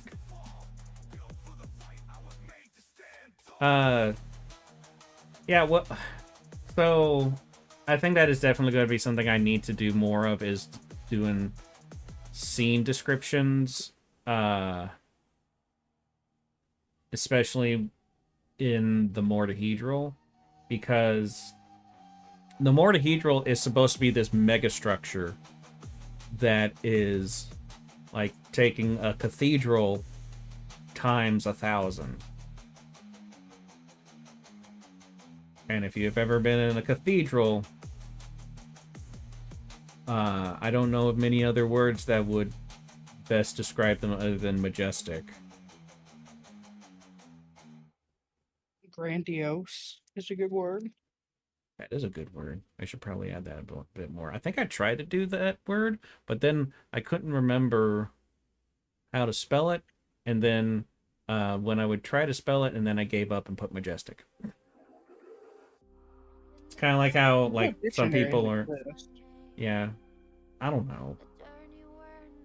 It feels like a word I would have tried to use, but I don't know. This was last year. Sure, you can't remember that far back. Nope.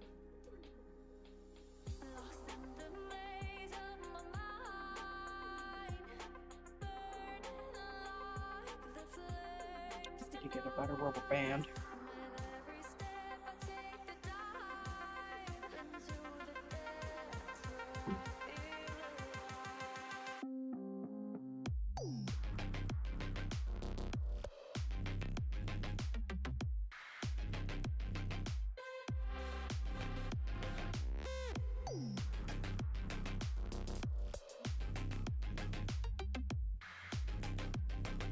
Welcome back. We were talking about my novella. Your lack of memory. Yeah.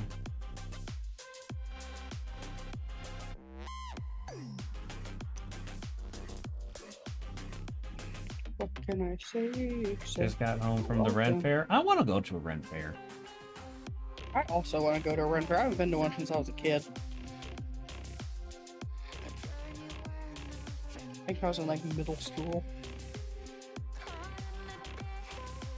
We went to one on a field trip for school.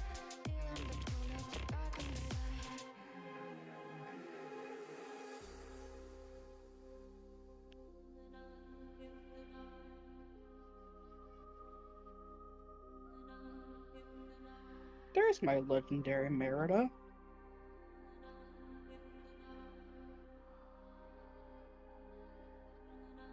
In my Elsa promo. You know how Disney loves Frozen. There are so many Anna and Elsa cards in Lorcana. Every set has at least 2. I never thought Frozen was that good. Yeah, but it's one of their biggest money makers. I don't understand why. Why can't everyone just agree with me? Because then the world would be a boring place. Fuck you. I have great opinions. Yeah, but it's the choice of having differing opinions that makes the world exciting. No.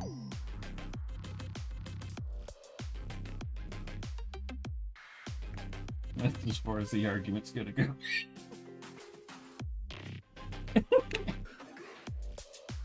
Frankly, I didn't hear what you said before that. I said no. Oh, well, I'm not going to listen to you anymore. Time to zone Wait, out. you did to begin with? Usually. What do you mean, usually? I like listening to you. You say fun things. Then why is it most of the time when I say things, it's quiet and then like, oh, I wasn't paying attention. Like last time we were on a stream. Because I have a bad attention span. And you're really boring. You're not boring. Kind of sounds to me like I'm kind of boring. I just need 7,000 things to keep me occupied, right? Don't pay attention.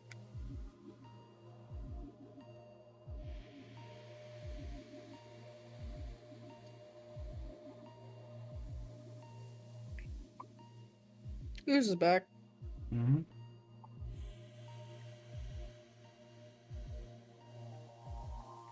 You've only been going for 2 hours and you're already on the inks. Yeah, that's Kind of how it's been for a lot of these. Nice.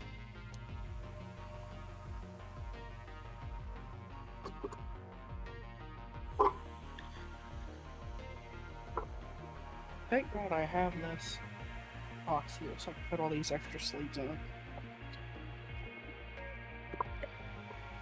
Every time I hear someone say "thank God," it just makes me think of that show back in the 2000s called "Thank God I'm Here," where they had famous actors that didn't have anything else going on do improv stuff.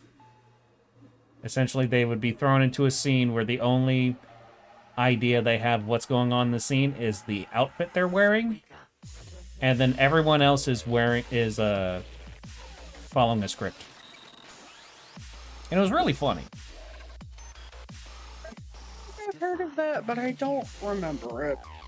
The best one was with George Takei. Well, yeah. Him and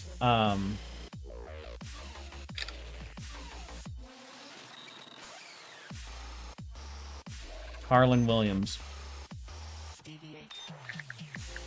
Because Harlan's like a master at improv anyway. And George was just having a fun time. So like every time someone would come into the scene, the actors would be like, "Oh, thank God you're here." Hence the name of the show. But when George came in, he goes, "Thank God I'm here." He was really funny. Basically set the tone for the rest of the scene. It was pretty good.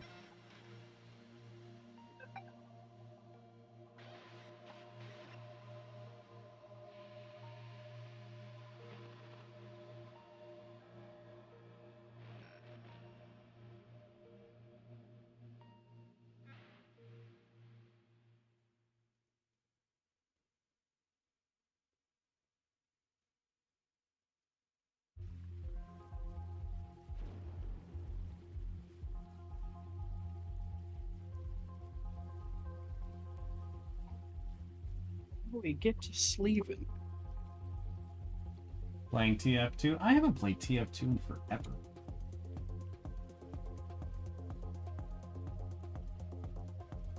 Angel. Over here. And roll the bob.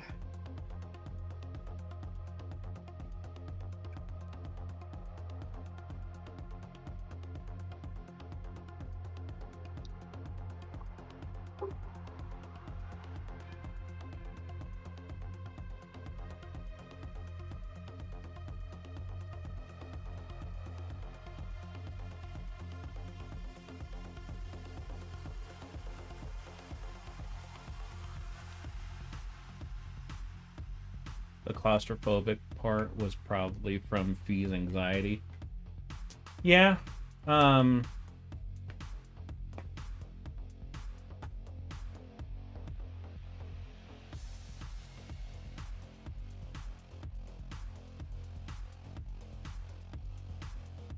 Sticker. I think exactly of a part where like I don't know. The reason why I feel like the anxiety parts are, I think they're really good is because I have lots of experience with anxiety. Brother.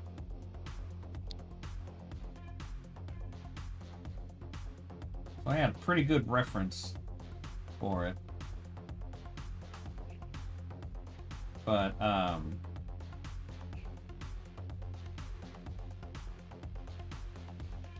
yeah, I've never had the kind of, like, the level of anxiety that Fee experienced, like, in the same type.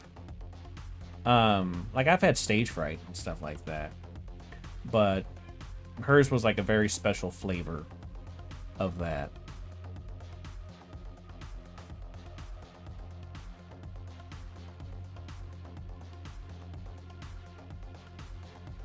Why don't you back that up with a source? The source is I made it the fuck up. And you spent it all on gambling. Mm-hmm.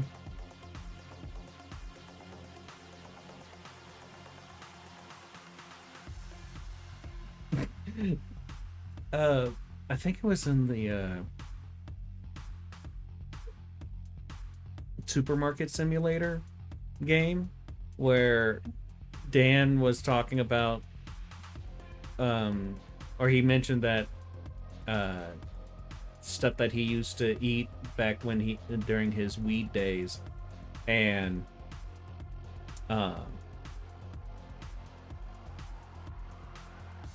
Aaron was like, well, what happened to all your money?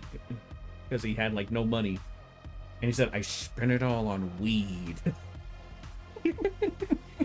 Speaking of Dan's meals he used to eat when he was high, one of them was M&Ms and cottage cheese. Yep, he mentioned that. I think in Legend of Zelda and Ocarina of Time is when he mentioned that. And then they did It that was on also on the 10-minute power hour. Yeah. Which I thought was pretty funny. It was very funny. I don't know if you know this, but I happen to like the Game Grumps. What? I know, it's surprising. Just imagine when I say what, it's in the same way as that Black That Maid. gift. It's such a good gift. It is. So much.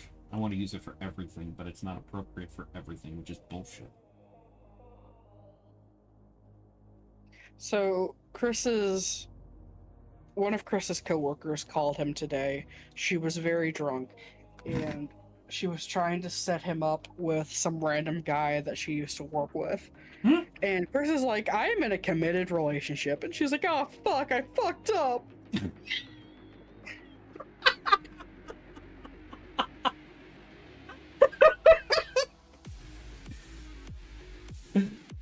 That kind of gives me the same energy as from Napoleon Dynamite when his brother is showing off the Tupperware and he runs it over with the car and he just explodes. He goes, dang it, and he just drives off. I love that movie.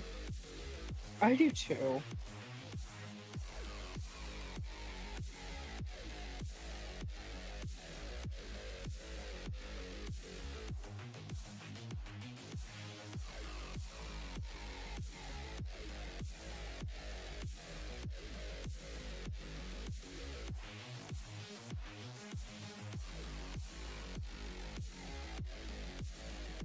If my cards could stop sliding around, that would be great.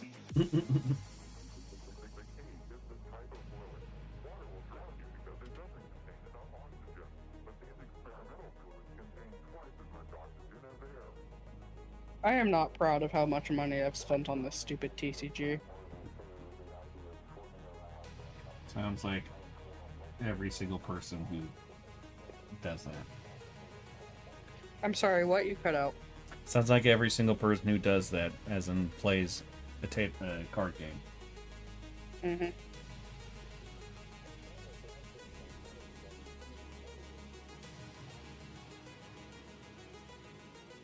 And in July, I'm probably going to spend another $100 on cards. I spent it all on cards. I spent it all on Disney. Which makes me feel like a villain. Yeah, it pretty much does.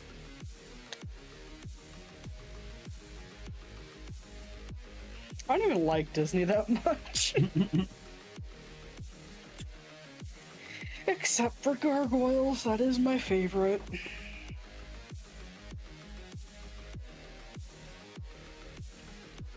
Oh hey, there's my epic Goofy.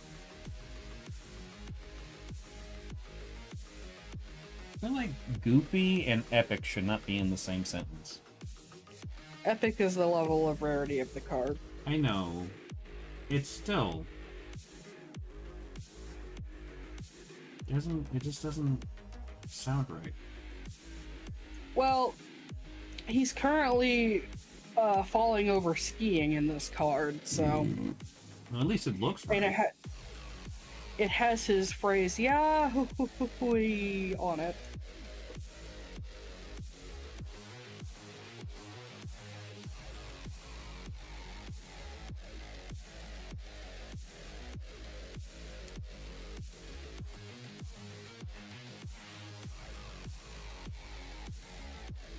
I knew there were two of them in here. That is not a good thing. No. So I will have to talk to Garion about replacing that card.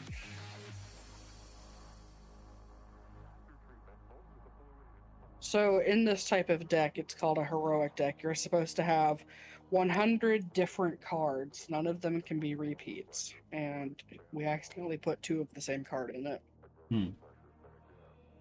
I can't believe we've done this.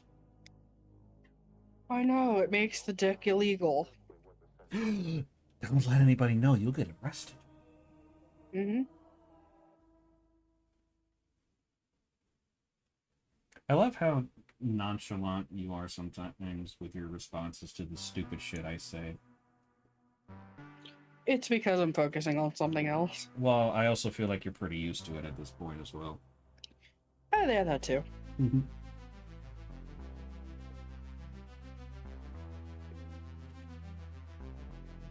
Oh, Copper the Hound Dog. Fox and the Hound was a sad movie. Mm-hmm. I love that movie, though.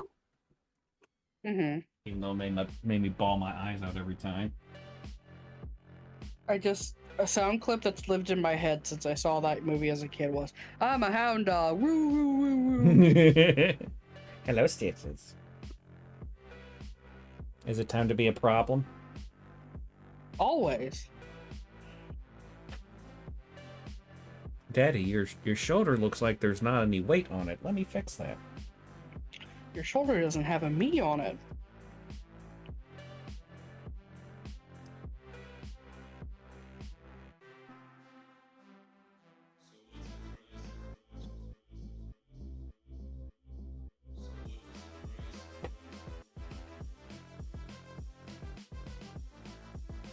Chris exclusively calls Buzz Lightyear Buzz Light Beer. Of course he does. Ever since I pointed it out that that's something Woody calls him in the movie, he just can't let it go. Light beer? Yep. When does he do that? He calls him Buzz Lightyear at one point. I can't remember off the top of my head because it's been many years since I've seen that movie, but I know it happens. Okay.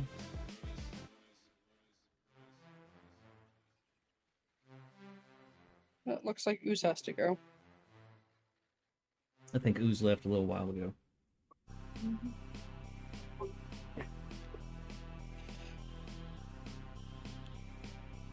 Stitches, I need to work. I really want to get this done. No, you don't. I really do. I want to be done with this damn challenge. Why the hell did I think it'd be a good idea to draw two people every time? Oh, because I'm stupid and insane. But you have gotten a lot faster. Yeah. I've also made a few alterations to Fee's design. Slight ones, but still. Like what? I've done a little bit of changing with her hat and the folds going into her belt and a little bit of the drapery part on her coat.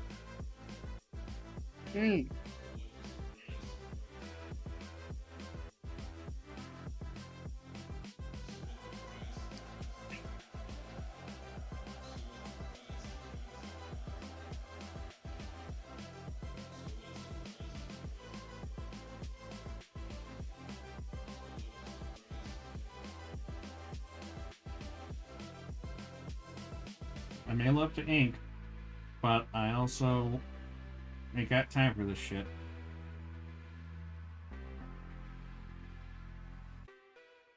You're tired of this, Grandpa. Mhm.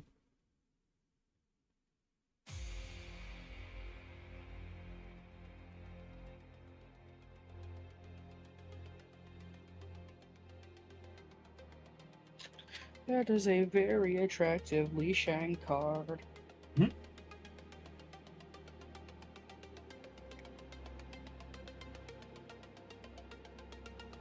Hot man with a sword on a horse. There's a song in there somewhere. Yeah, somewhere. Fades away. Come back, Shane!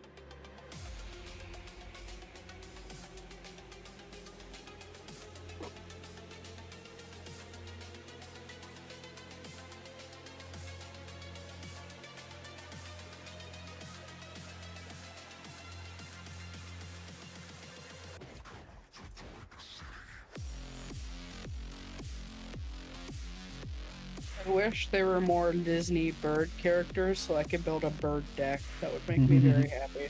That would be really cool. There's a puppies deck you can do with the 100 Dalmatians. 101, whatever. With a shit ton of dogs. Yeah. There are also other dog decks you can do with like Bolt and Copper and some others.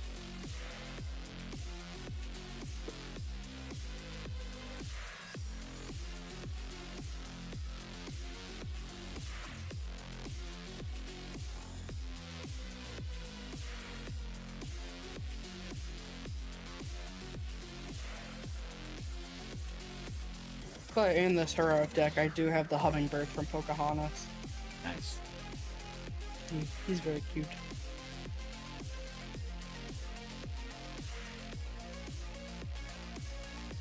That is a beefy Shere Khan.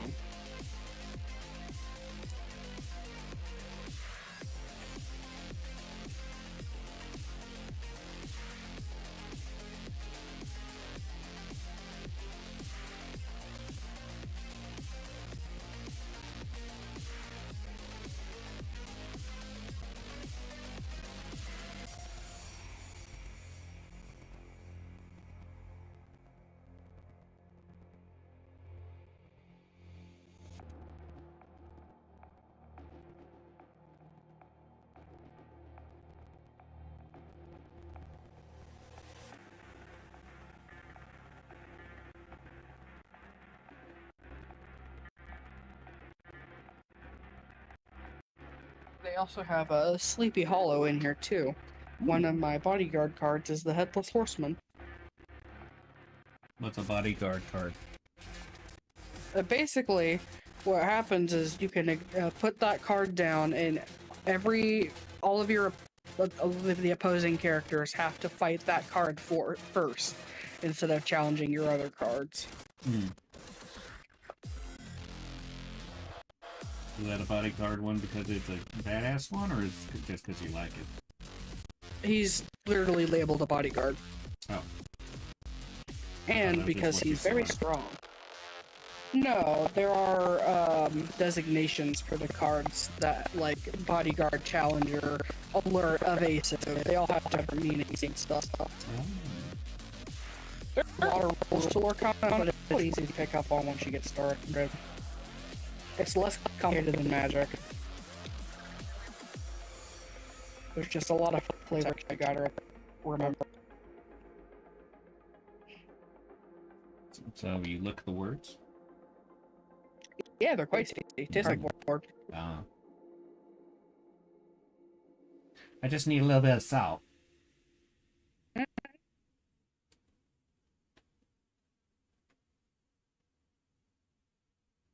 There's a Winnie the Pooh card where he's the honey wizard. And it's also a Sticky Pooh.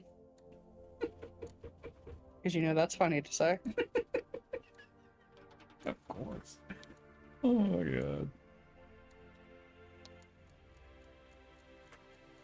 god. So Toy Story was just added in this most recent edition, and we really hope in the next set because there's an item called Buzz's Arm. We really hope in the next set there will be a Mrs. Nesbit. That'd be great.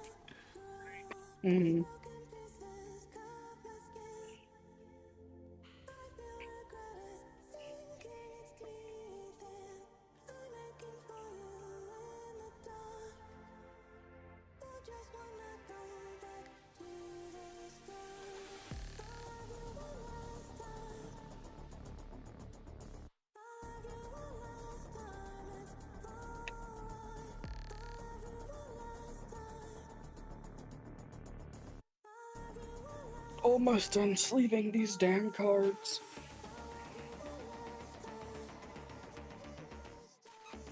No, it doesn't take much for you to sound like me at this point. It's just a repetitive task that makes my hands hurt.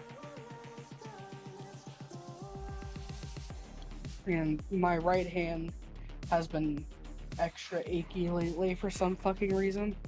And that's my dominant hand. Sounds like you're being a bitch. Oh, that's my arthritis. Thank you, Mother, for passing your bad genes on to me. That's why I try not to take any hand-me-downs. Shut up.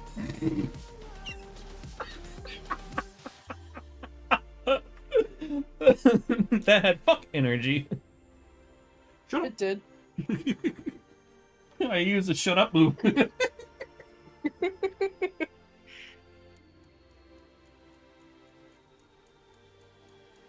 Last card. Yeehaw!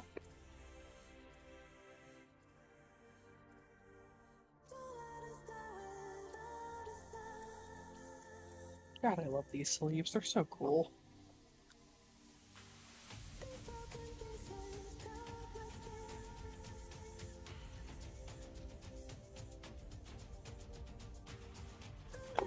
They can be cheaper, so I can show you one.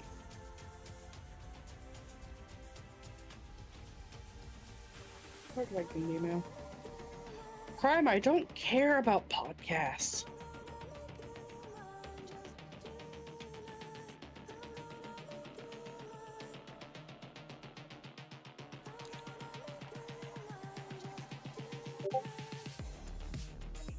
Those are the sleeves I got.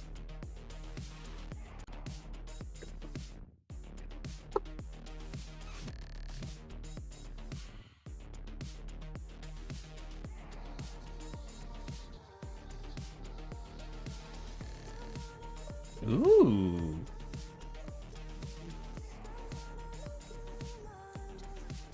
Those are cool.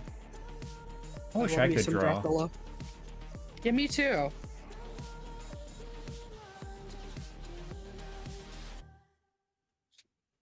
You know me, I'm a big fan of Dracula. Mm-hmm.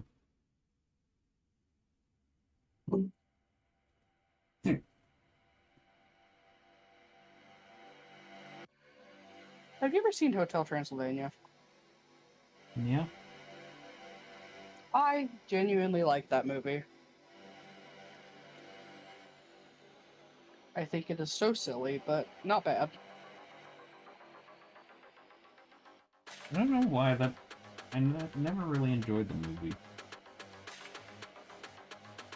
There's something about the animation style that really gets me.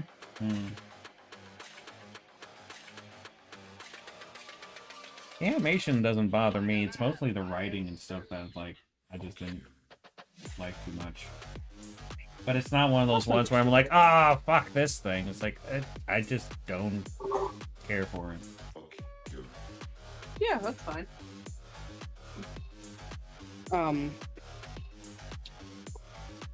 I think I liked it just because the animation was fun to watch and I wasn't really paying too close attention to the story. Hmm.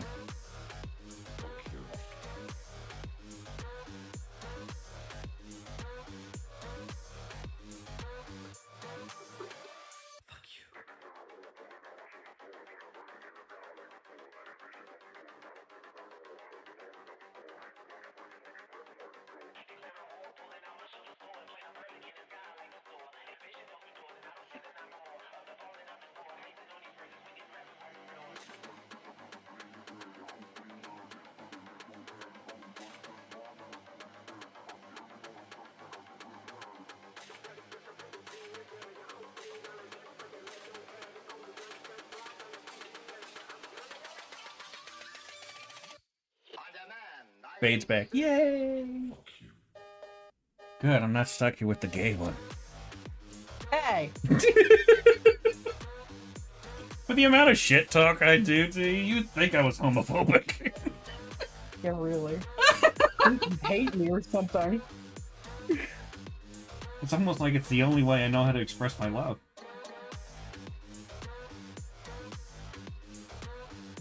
Which in itself sounds kind of gay. I mean, you're friends with me. You're going to be a little gay. We don't have an HR manager. I can't do anything.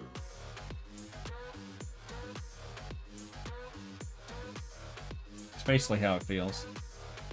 Basically.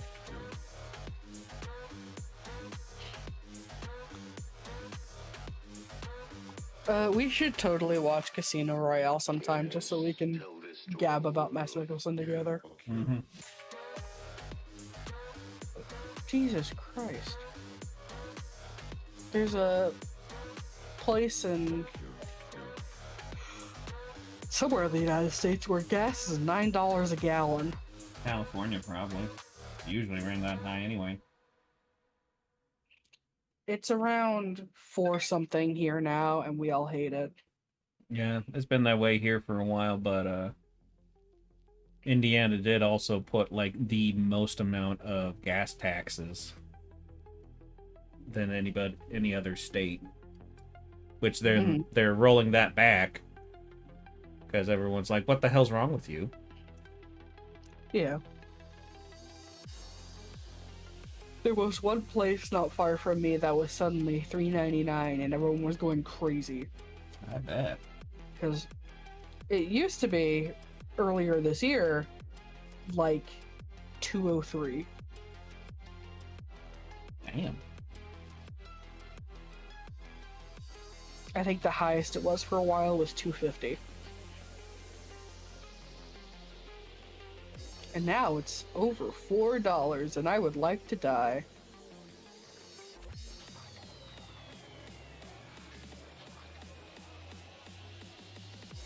Kind of why I'm glad I don't drive, but also I feel bad for everyone who does. Also, look at this cat. Look at this cat. This cat is amazing.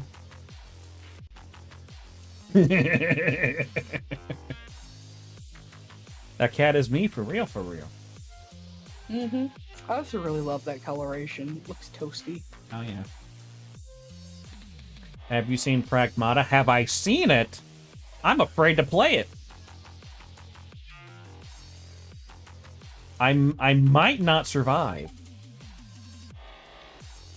Because I have that extremely strong urge to be a dad, so I see videos of that and I'm like, ah!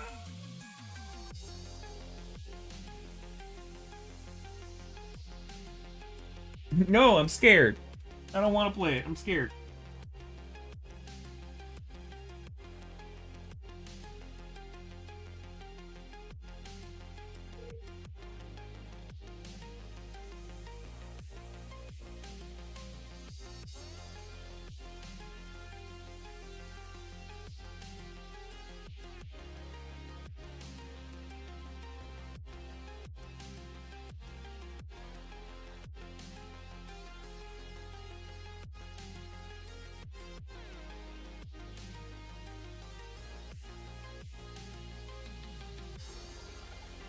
I know, I've already had the ending spoiled for me, and I also don't want to...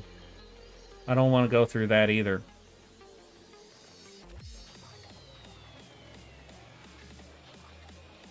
Ooh. What the hell was that? I just saw this art of Cole Cassidy, and that sound just kind of happened. Oh. I'm sending it. Uh-oh. Oh. I wish I could draw. Damn. Yeah.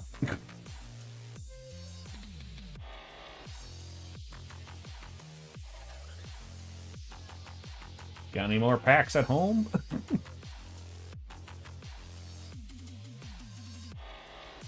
He has like all the front. Mm-hmm. Goopy goopy.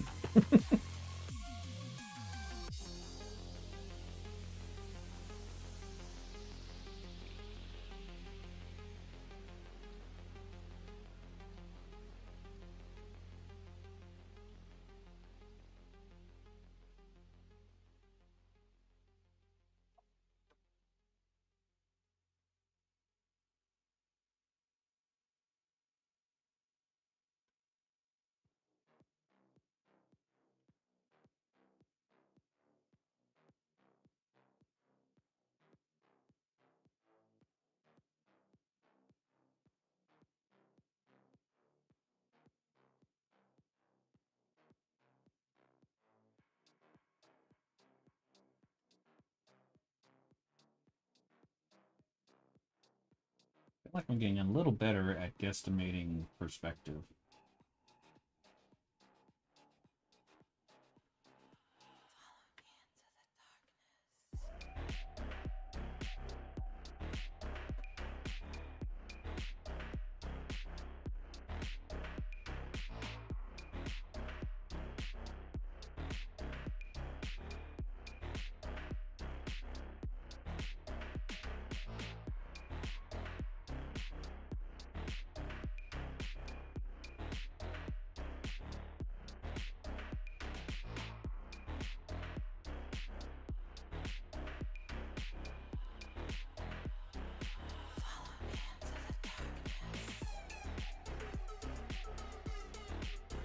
Yeah, I saw I saw the clips of like Diana from Pragmata giving you drawings that she's done. I was like, no! Huh? I can't! It ruined your whole life.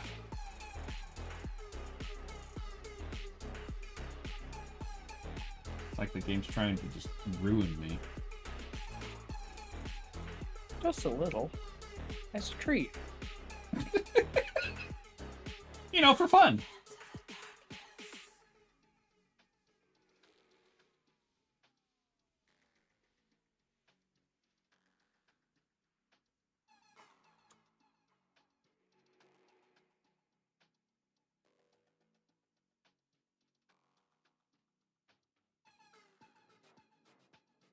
Peebus.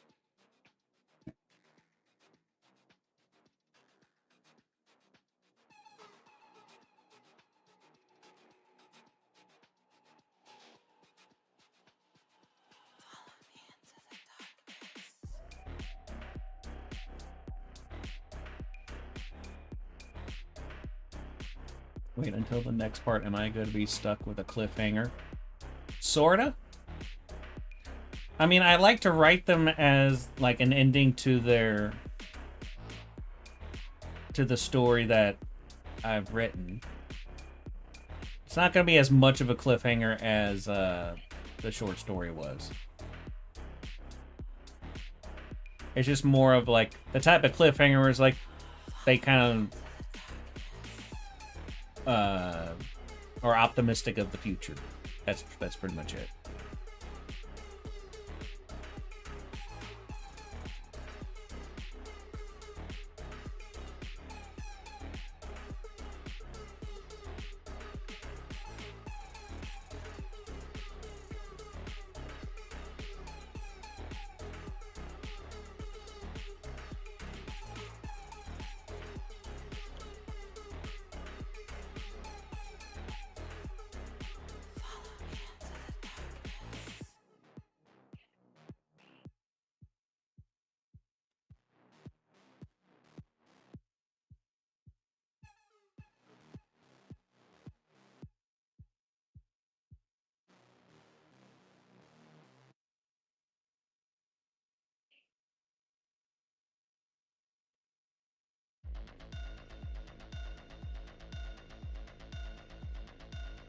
Yeah, you're more stuck at the edge of a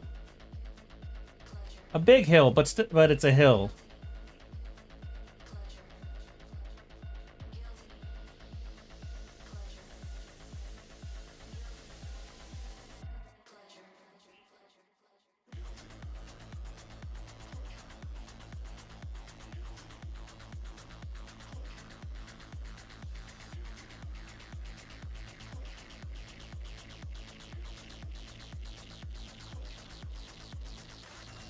Someone is being loud outside my house. What? Said someone is being loud outside my house. Oh.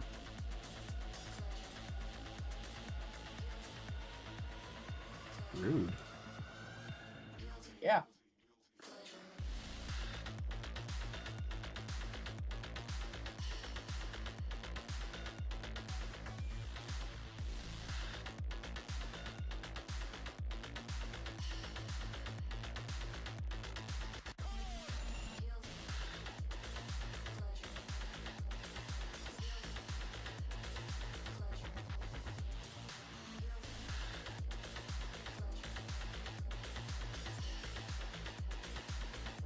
Yeah, I don't know how long it's going to take me to write the next part. Because I feel... One, I'm afraid it's going to be a lot longer than the novella. It might actually be the length of a novel. Which means that when I put everything together, it's going to be kind of a long novel. But also, I'm having that problem where, like, I have story beats that I want to hit. But unfortunately, I don't have the map to get to those locations. And it's a very dark forest, and it's raining. So I'm not sure. I'm scared. There's new bubble wrap? What's the new bubble wrap? Does it still pop? I'm sorry? What?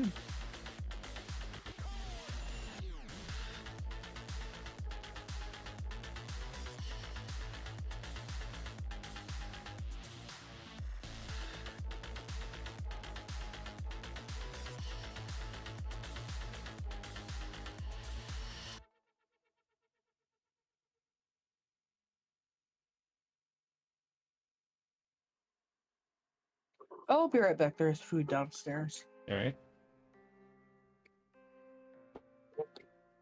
You can't pop it? Trash. Trash. Worthless.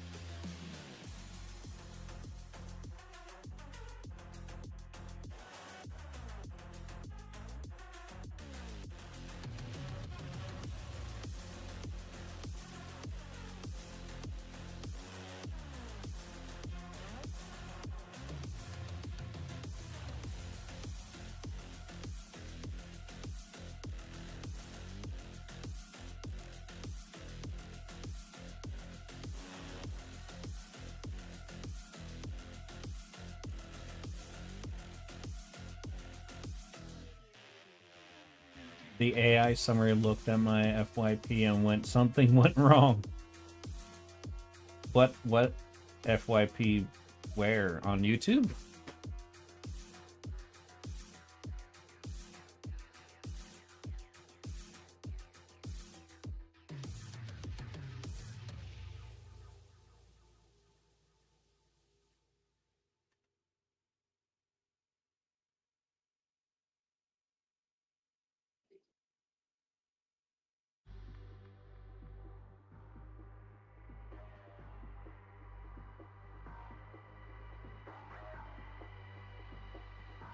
I'm back. Welcome back. I have barbecue brisket, pulled pork, and cheesy potatoes. God damn. And some chocolate cake.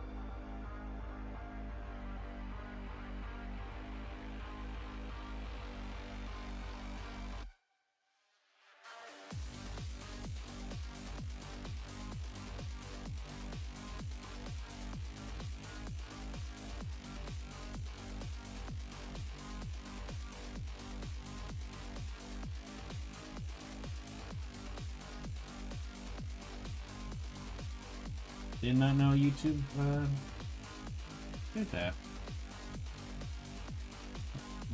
Came out with an AI summary thing. Oh. That seems stupid. Well, that's probably why they did it. Mm-hmm.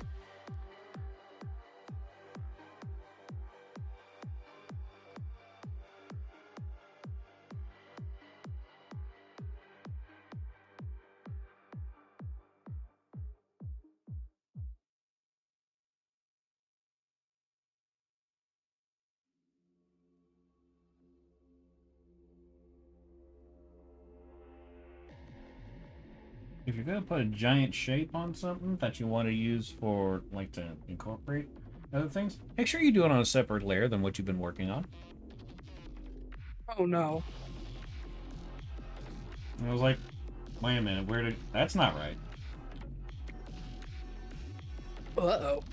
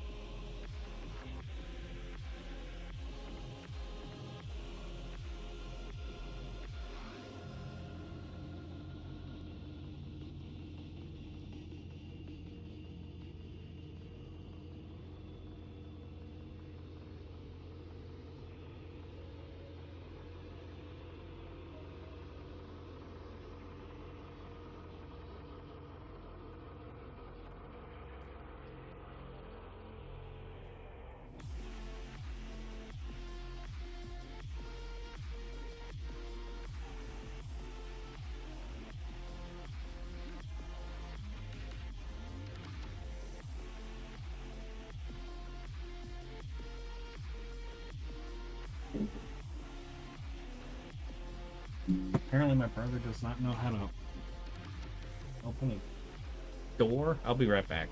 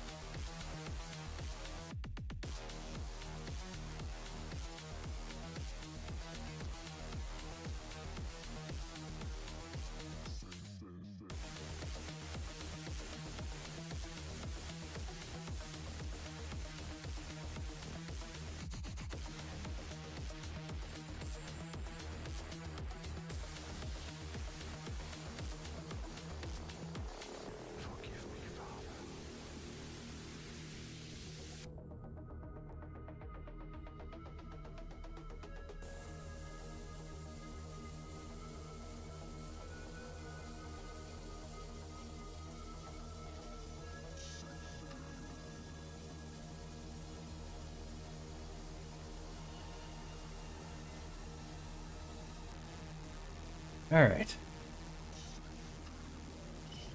Hello.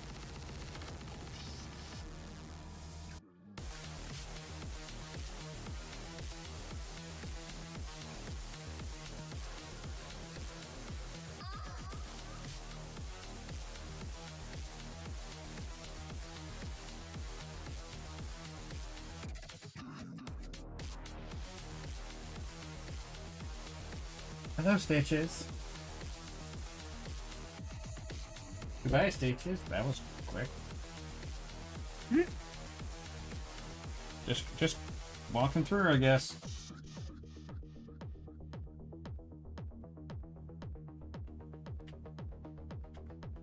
There we go.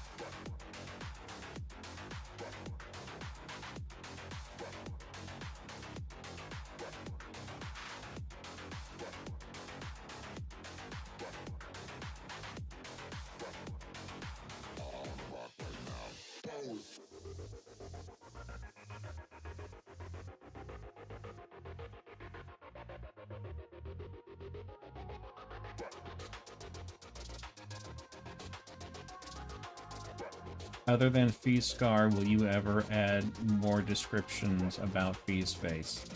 I think the only other thing I'm planning on doing is, like, describing her eyes, and that's it. And maybe the fact that, like, she's skinny. So, like, that would appear on her face a little bit as well. Like, slightly gaunt, I think. I think is the word.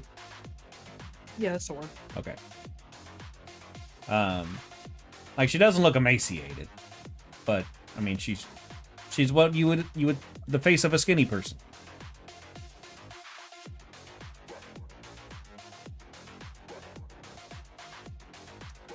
Actually, I haven't really had many descriptions of people's faces. Is it intentional?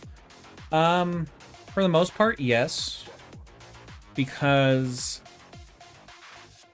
I don't feel like there's any need to give a description on something unless it stands out. Otherwise, the reader can just imagine what their face looks like.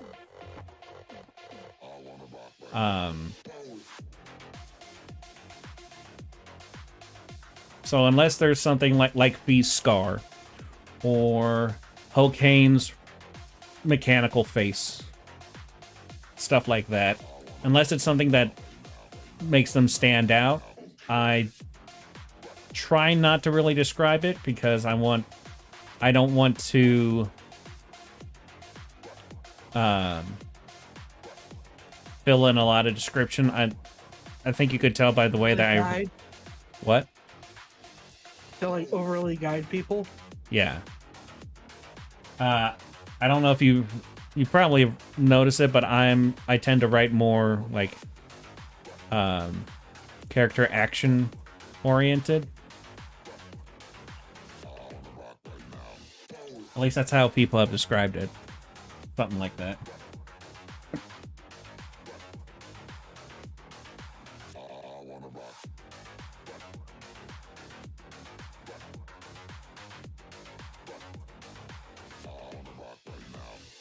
So yeah, I just try to give necessary descriptions.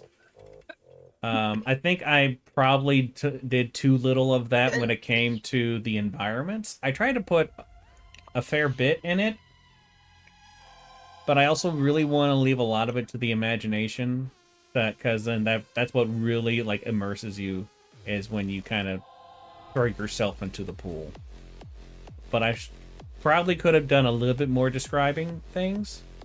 I also don't like describing things. I prefer to have things done. So, but I do need to work on that a bit more, I think.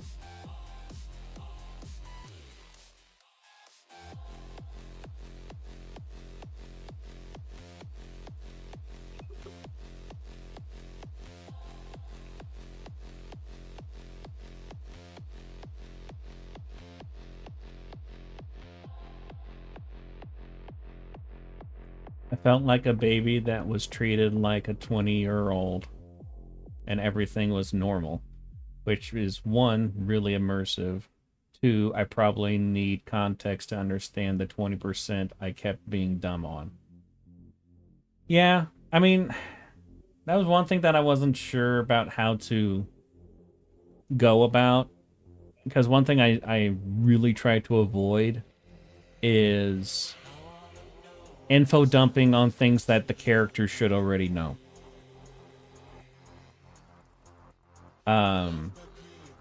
I try to avoid that like the plague. I don't know if I'm that successful with it, but that's one of the things I am very conscious of, is trying to avoid.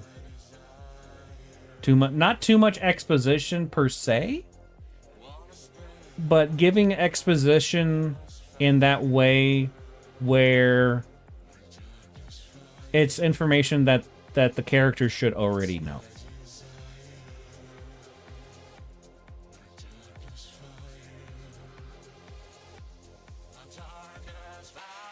So, like, if, like, you and I were gonna go to a party, and we knew that Craig was throwing the party, I would not have the scene be where I look to you and I say, "So, as you know, we're going to Craig's party." It's like, no, I would say we're going to the party. Or, are you excited for the party? Not, are you excited for Craig's party? Unless we were going to several parties. But if we're just going to the one, I wouldn't be like, who are you? Just like saying things to you where, like, I know that information. Why are you saying weird things weirdly?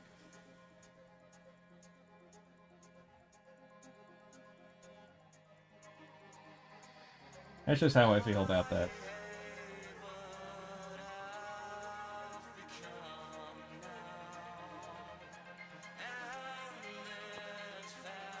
Since Fee is absolutely obsessed with everything related to Morte, maybe that could have been shown somewhere.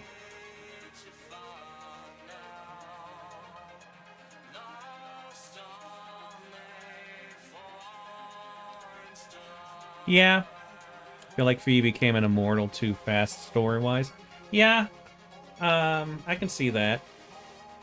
Since it was in the short story. There's gonna be a lot. That one's definitely gonna be expanded on more when I put everything together, because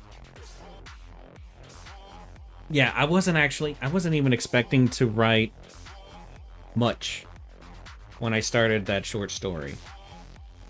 I thought I was gonna write. I'm sorry. What'd you do?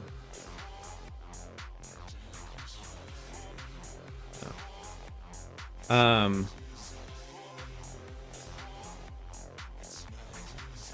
But yeah,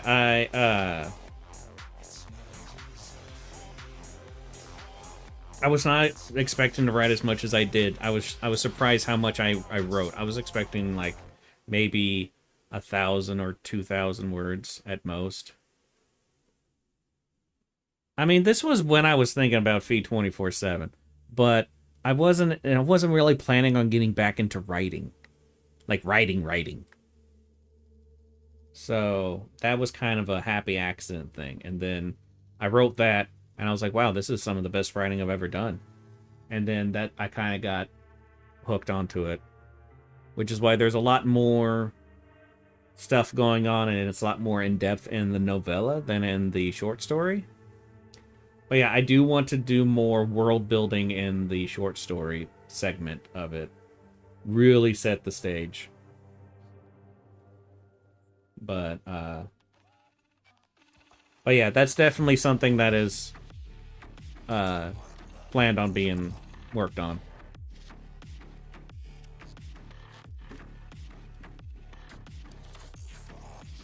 As I am someone who enjoys a bit of a slow burn.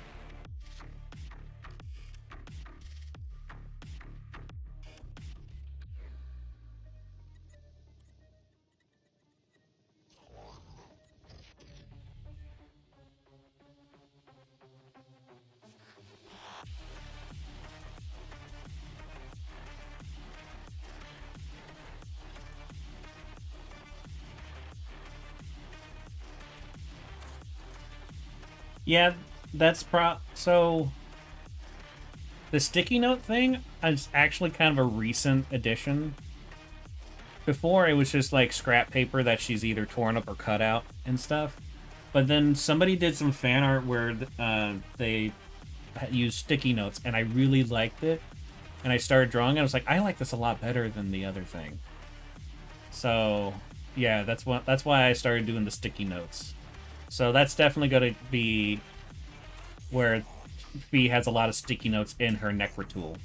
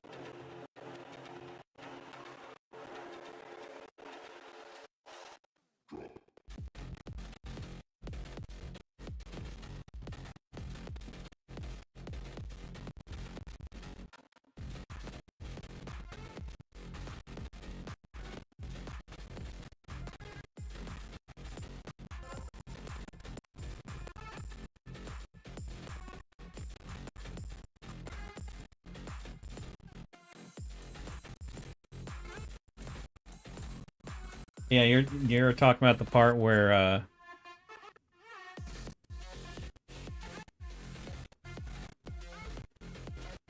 yeah, apparently you deleted it when I wasn't looking. But yeah, you're talking about the part where she finally meets back up with the old man and shoves her Necrotool into him, basically. And he's noting how worn it is from all her reading of it.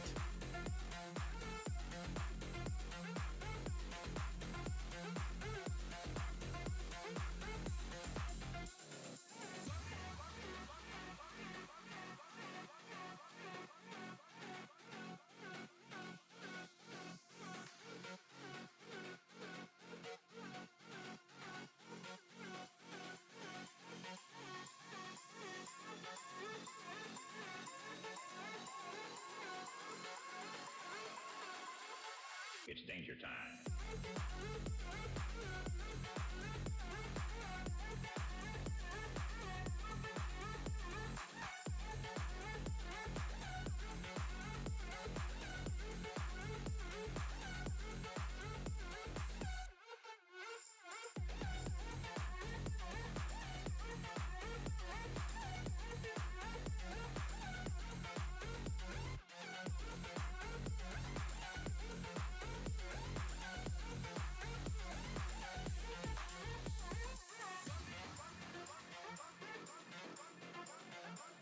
The other day I saw a short where someone was talking about being an amateur critic and how if they weren't saying the bad parts, they didn't care about it.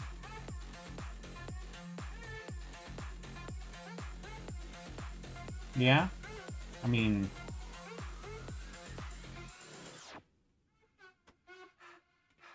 nothing is flawless.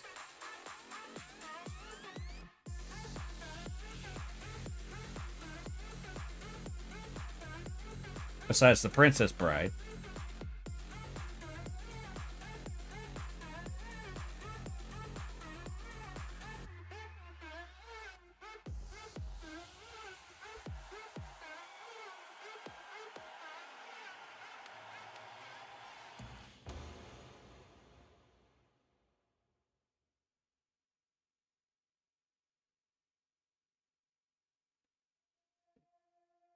and it resonated with me, but also am I being too nitpicky? Nitpicky is when you are having problems with things that don't matter.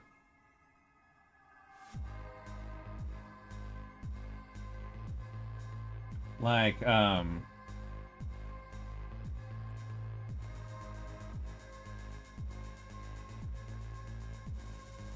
great.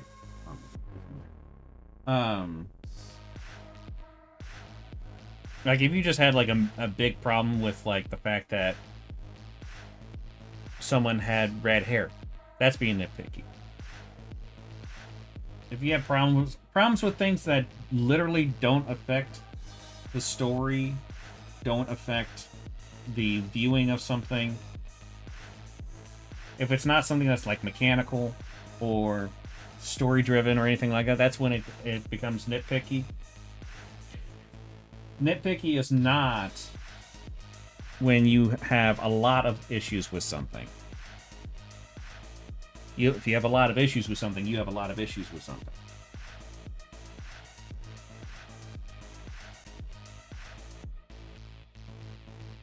And it could, and even then, like, it might not be nitpicky if you have a lot of little tiny things that don't really affect the story or the mechanics of the medium or anything like that.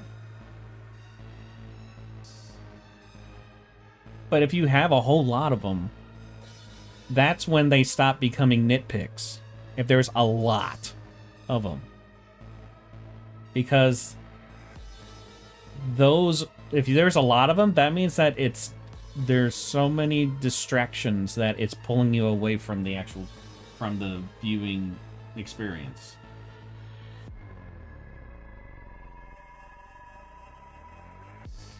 So it is a bit of a gradient in a way when it comes to critiquing.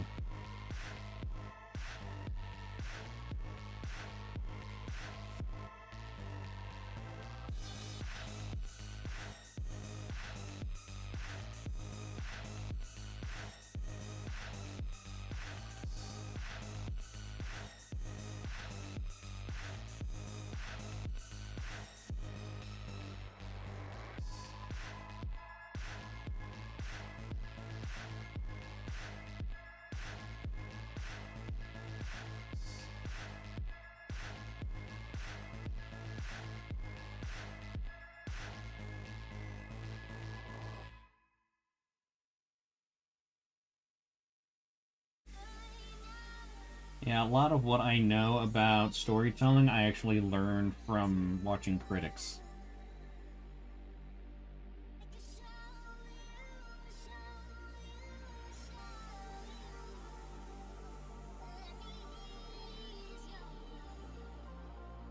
This is why I love watching you.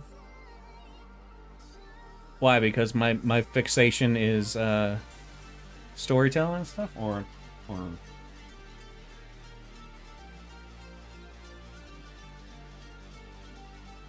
what? I'm now curious. I'm a curious boy. You can call me George.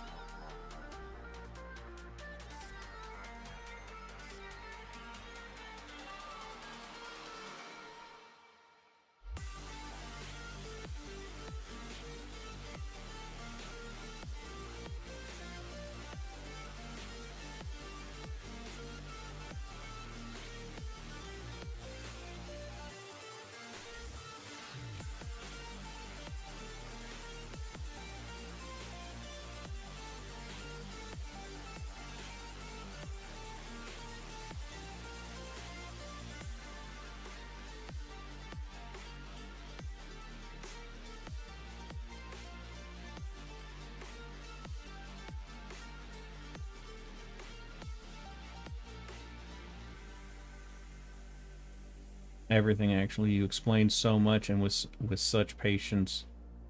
You write amazingly and talk about the parts I got confused.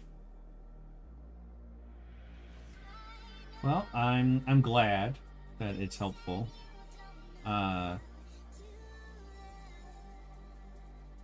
those things that you described are things that I spent a long time trying to do, especially for teaching. Because I did not have any kind of mentorship at all when it came to much of anything. But let alone for art. Art's actually the thing I was been discouraged away from the most. But I'm also incredibly stubborn.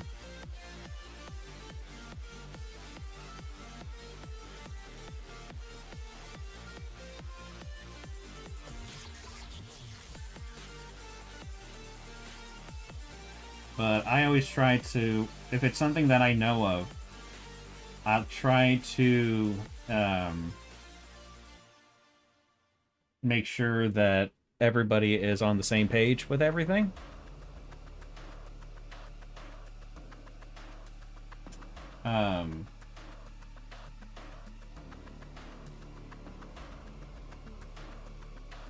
Which is why I don't like making tutorial videos so much, because my style of teaching is very like, I need to be with you to know what you're getting and what you're not getting.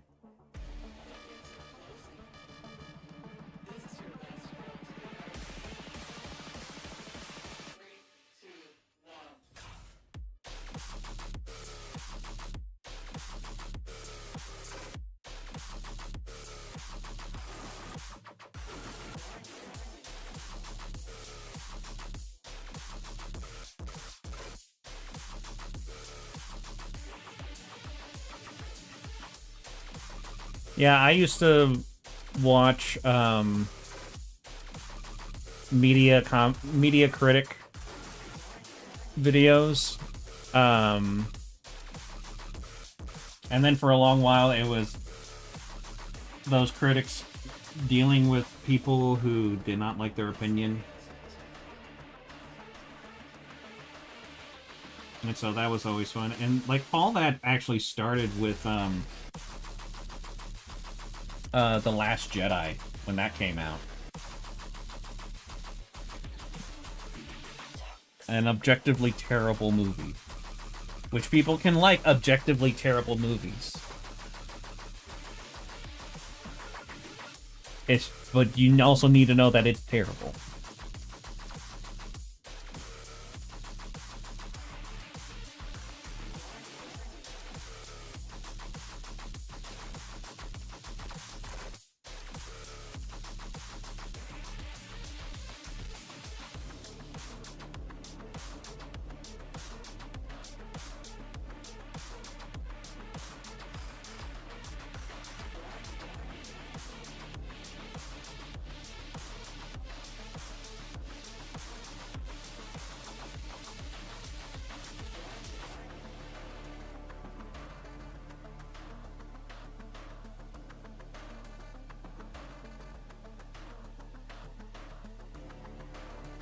Have you seen Project Hail Mary? No, but I kind of want to, because I've seen some clips, and it looks interesting.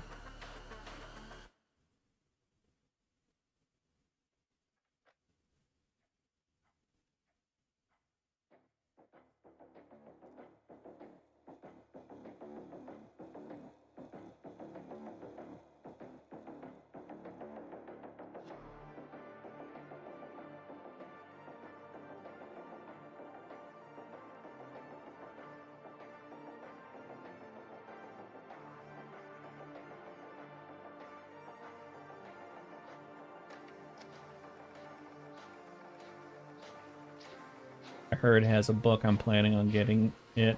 Also, why must the fan content hurt me so? Because fans are terrible people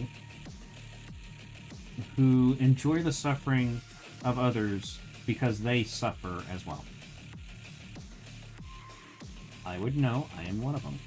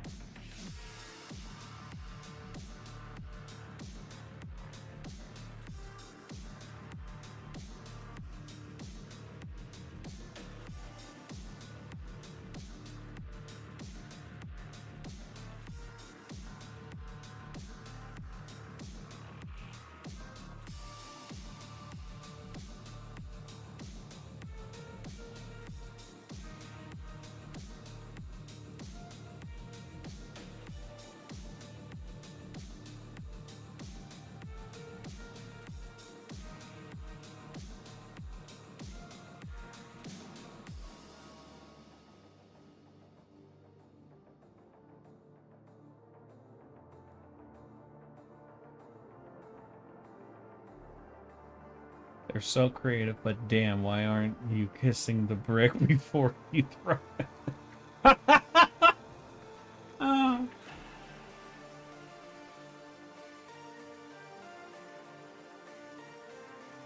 Because the brick hurts more when you don't soften it with love.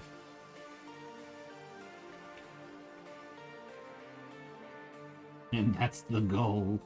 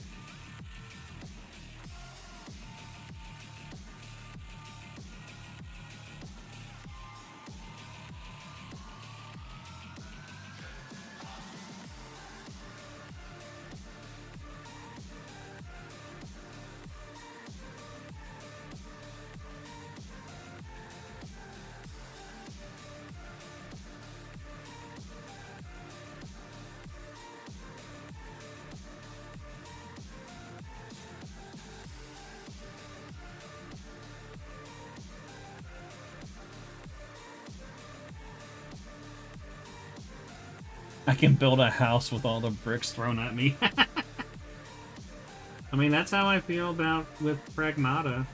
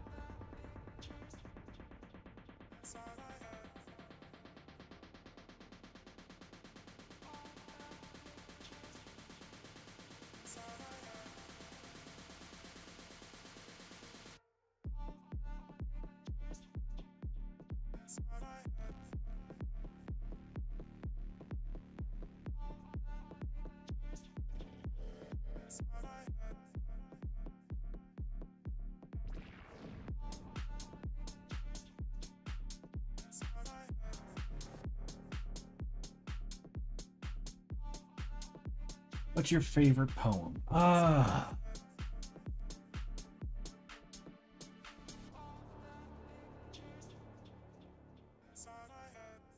wish I knew the names of things. Man,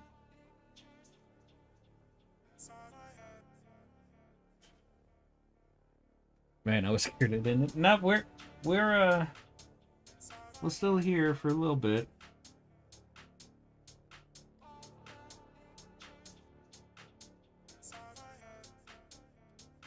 I think my favorite one right now, because it's the one that I kind of obsessed over for a little bit.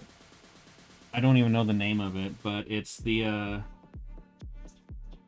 one written in either during or after World War One. It was that one in the 28 months later trailer, the boots one. I really like that one.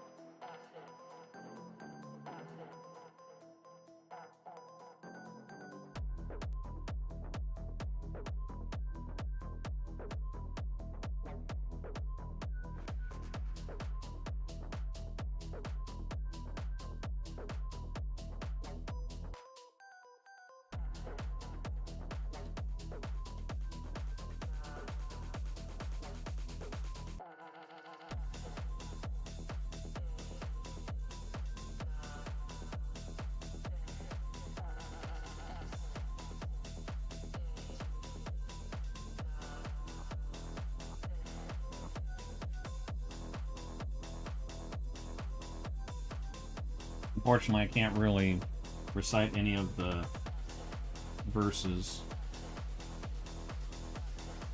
Because again, I have the memory of a turnip.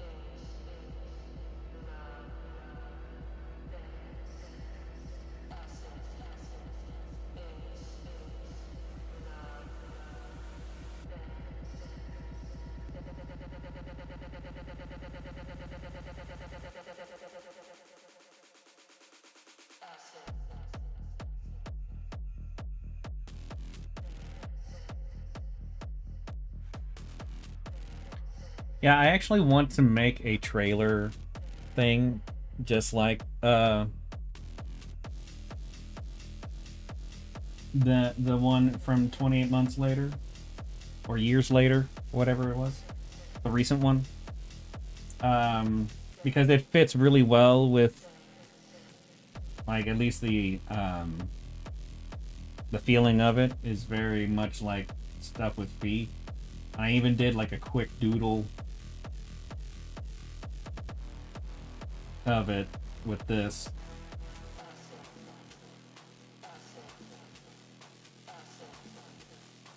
That's supposed to be like her legion about to go to war.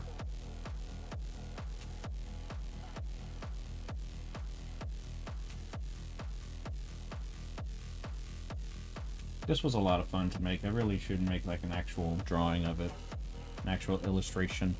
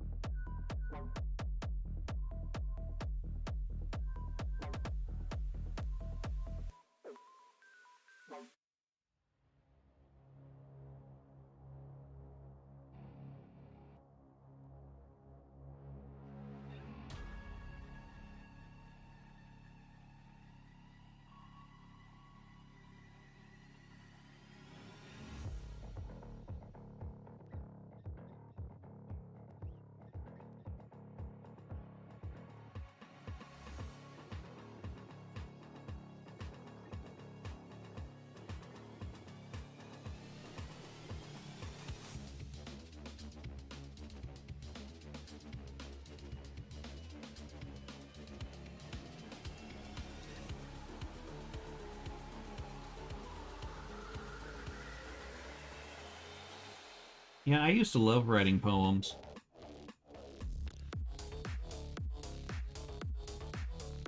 I haven't done it in a while.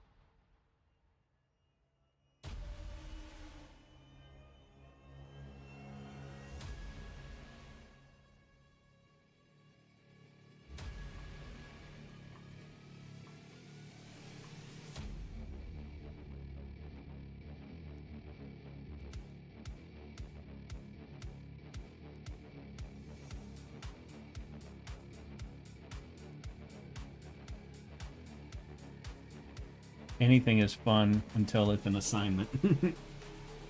Yeah, pretty much.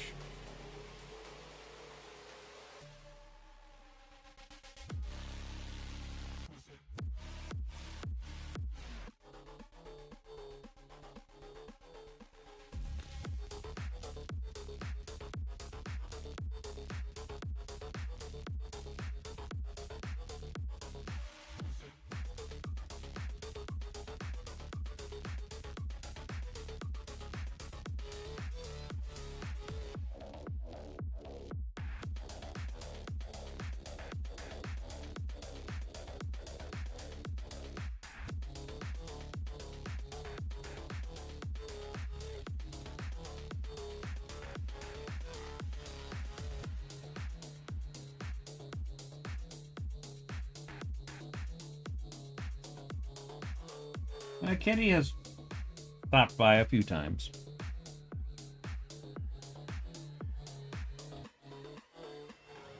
But yeah, she has noticeably not done a whole lot.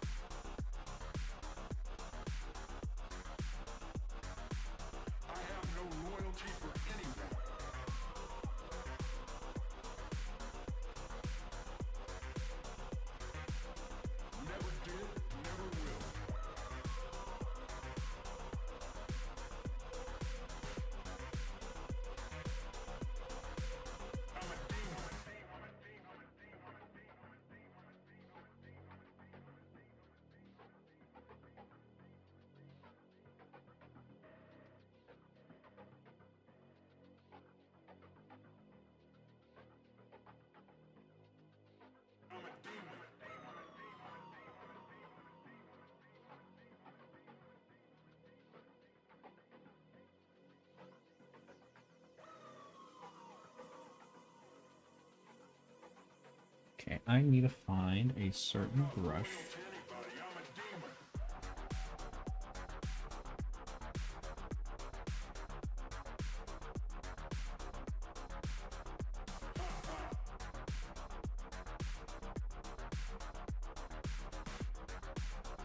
This might work.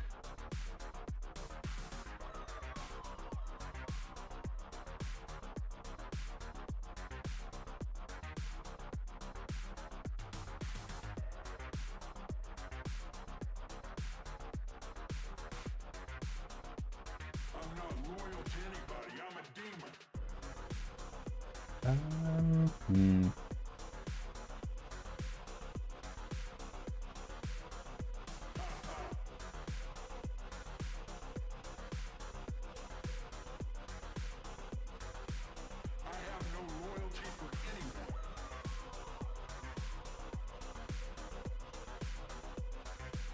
Just trust the process. I've got an idea.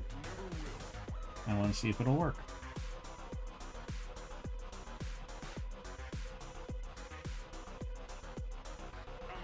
How sweet do you like your desserts? It depends on the dessert, really. Like, I love me a fully loaded ice cream. Give me a chocolate cake, put as much chocolate as you can in it, and I'll see if I can get through it.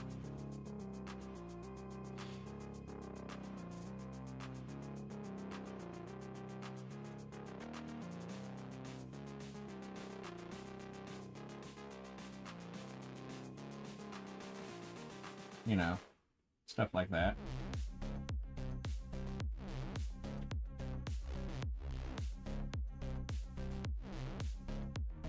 Ever seen a halo? Like a halo within a halo?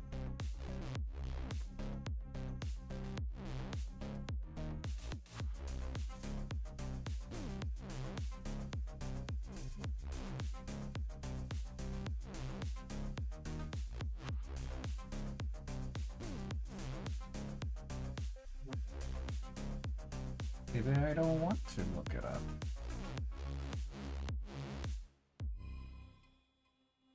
Okay, if it's a food, I'll look it up.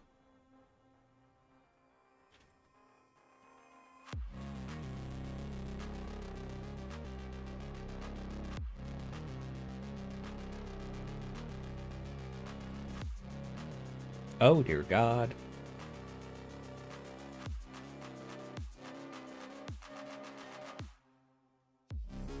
I am 100% down for that.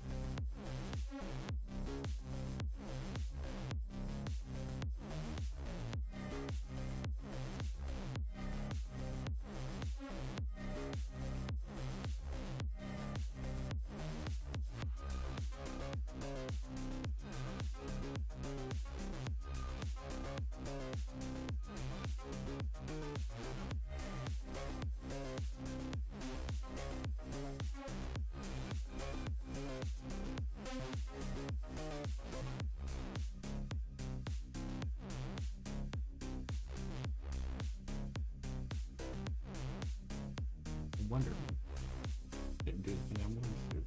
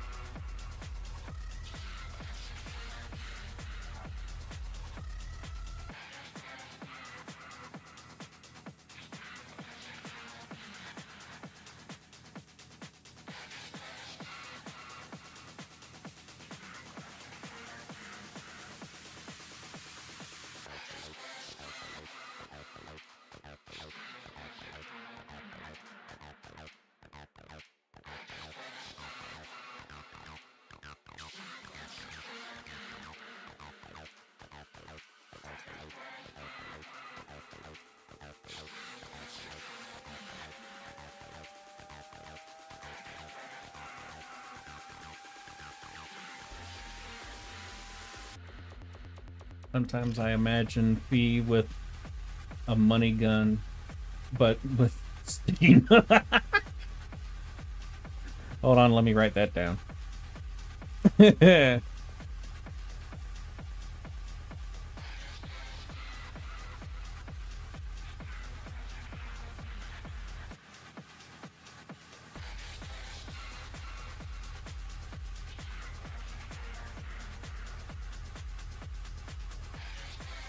Well, I didn't write down that other idea that came up like at the beginning of the stream. All I put was Fee, and then I got distracted, and I don't remember what it was now. 4 hours of streaming, and tomorrow you will be free. Yeah, I'll be free of this challenge. I'm still gonna be streaming tomorrow because tomorrow is part of my normal streaming schedule. So that's fun.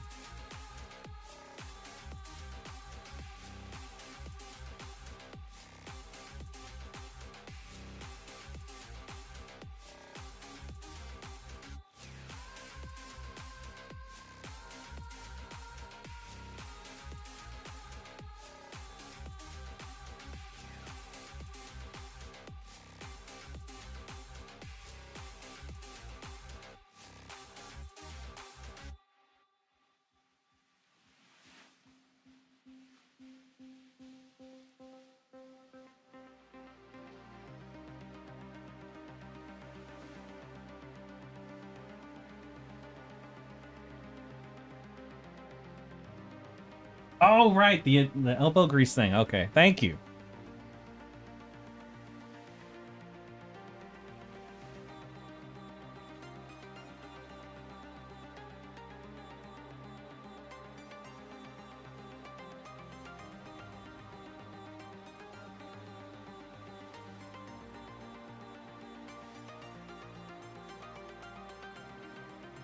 There we go. Yep, that was it.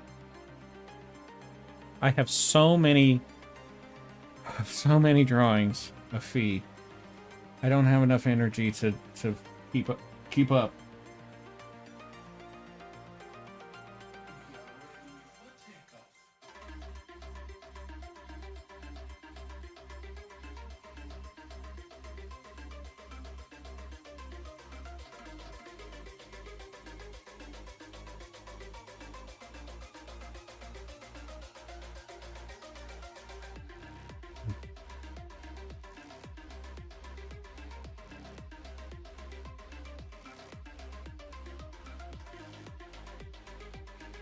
Yeah, so the plan tomorrow is, because my normal stream times are Friday through Sunday, 6 p.m. till I feel like not streaming anymore. And typically what the schedule is that I draw on Friday.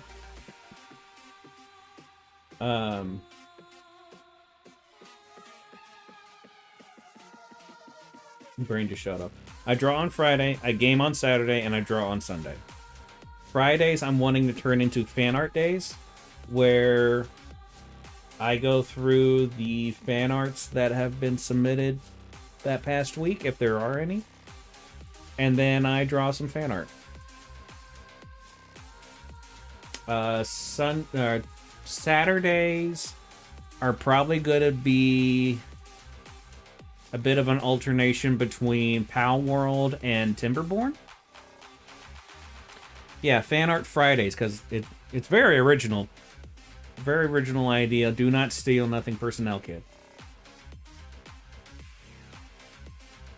But yeah, so on Saturdays I'm going to be alternating between Pal World and Timberborn. And then Sundays I will be drawing stuff that I need to work on. So commission stuff for the business that I help my dad run. Fee things. Stuff like that. And I'm planning on doing streams on the Discord throughout the week, like late night ones. Late night for me, which basically starts at 10. And I'll just either be doing gaming stuff or art stuff, depending on what I'm feeling at the time.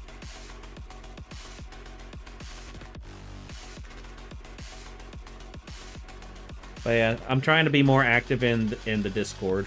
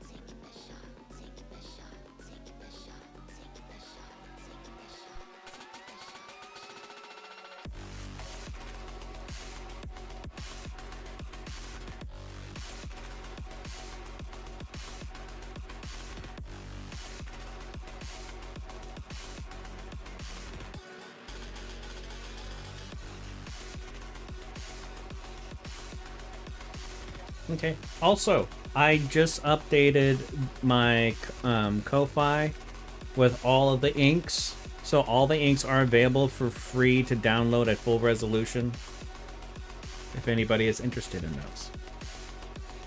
But yeah, I think we're actually done with this. What do we got tomorrow? Oh, we don't have anything tomorrow.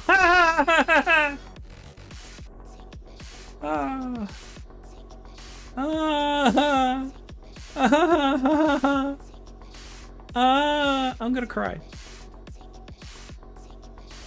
Oh boy.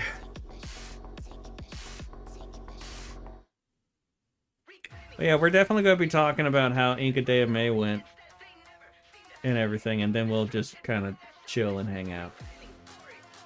So that's the plan for tomorrow. I'm gonna work on making the compilation piece of all the inks. But yeah, we are officially done with Inca Day of May 2026. Holy crap. This was a month.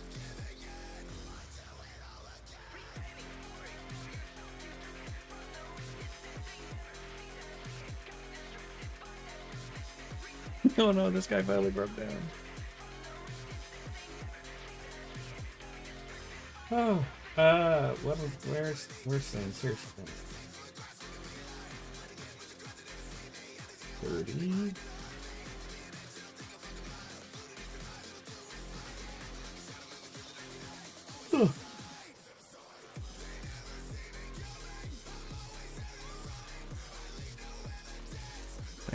Am I not spelling that right? No, I did not spell that right.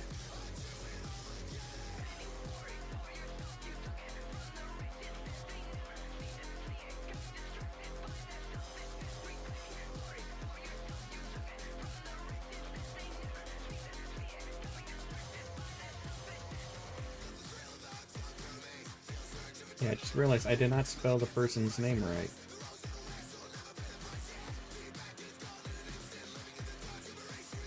Ah, crap. I rasterized that, too. God damn it.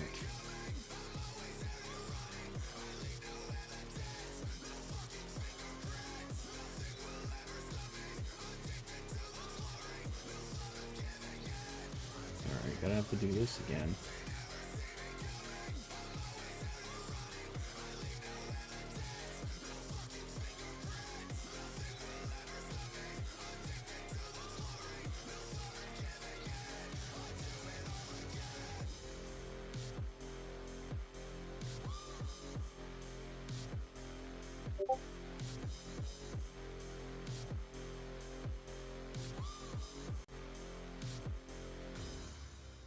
There we go.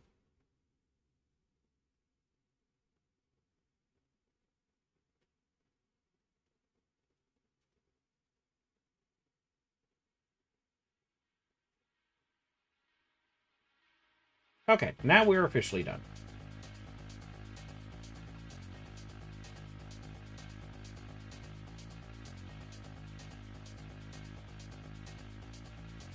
Okay.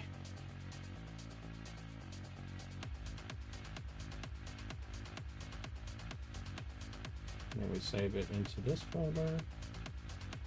And then we save. Oh, okay.